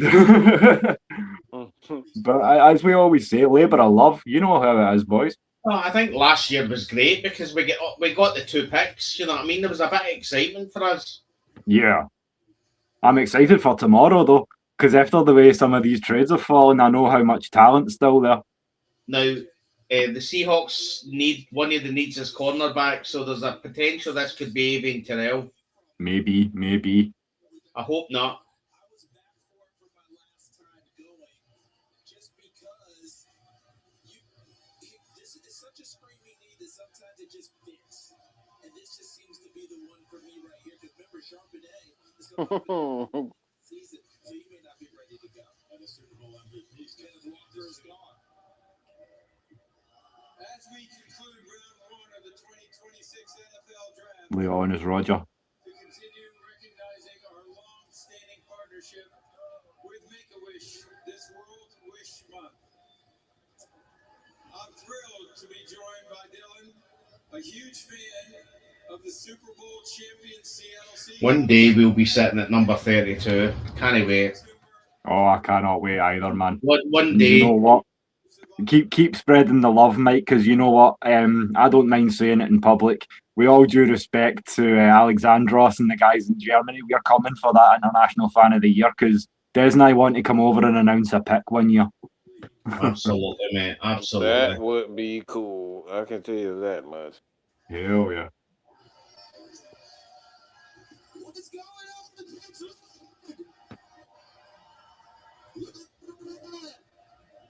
I'm so excited to be here to represent the 12s.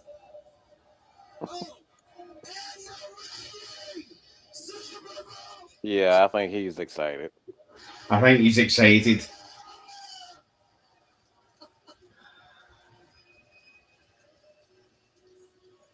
And with that, with the 32nd pick in the 2026 NFL Draft, Yeah, that's not a surprise. Darian Price, Notre Dame, running back.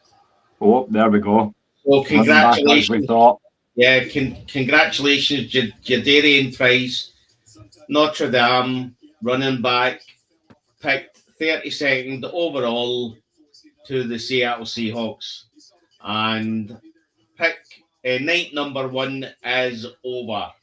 So, with that being said, we've concluded all the madness, the shenanigans for one evening.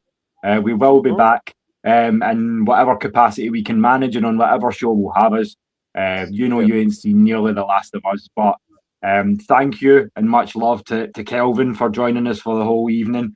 For anyone who was there and didn't have your say but want to, feel free. The panels are going to be open and forthcoming. So, as I say, if the boys have any closing thoughts, I'll pass it round. But other than that, you know where to find us. Just giving the guys all the love back, as I've said a few times throughout the night. It's a labour of love. Sometimes what we give up to be here for us Falcons and this NFL content. So to have my brothers here with me to obviously present it to you is such a love. I think we've got Young Knight wanting to come in, and it's like better late than never. But would you expect from an Oklahoma Sooner? I think he's maybe went to the wrong room though, so I will tear a strip off him for that later. But yeah, it's time to go home. All right, it's time to go to sleep. It's time to get something to eat and relax for the rest of the night. So that's hey, it, man. boys. So Like I till said, then, man, appreciate you much fellas love. having me on. Thanks, mate. Like I Always, said, brother. man, it's been a long day. I don't know. I don't remember how many videos, how many shows I've done today, but I've done a lot. So Yeah, man. Well, we'll we be were back. ever We got so 3 thrilled. days left. We were ever so 2-3 thrilled days and left, privileged so we'll to have you on to finish the night out with us, brother. And as I say, we will All touch right. base with you tomorrow bright and early to start it all All right, again. fellas, man. I appreciate But it. until Thanks, then, keep it here, keep it Celtic, and we will see Yes, you sir. next time. But until then, remember that not just pain and passion are international, but also extreme tiredness. So you let your boys catch up on some Z's, and we'll catch you tomorrow. Des, thank you. Much love, brother. See, Sleep tight. mate, to be honest, it's been fun. So It's been real fun. our dream for AFN Terrell still on. So yeah, man. So pleasant Yeah. dreams, and until they inevitably fall one way or the other tomorrow. Have a good one, people. But we are out. Peace.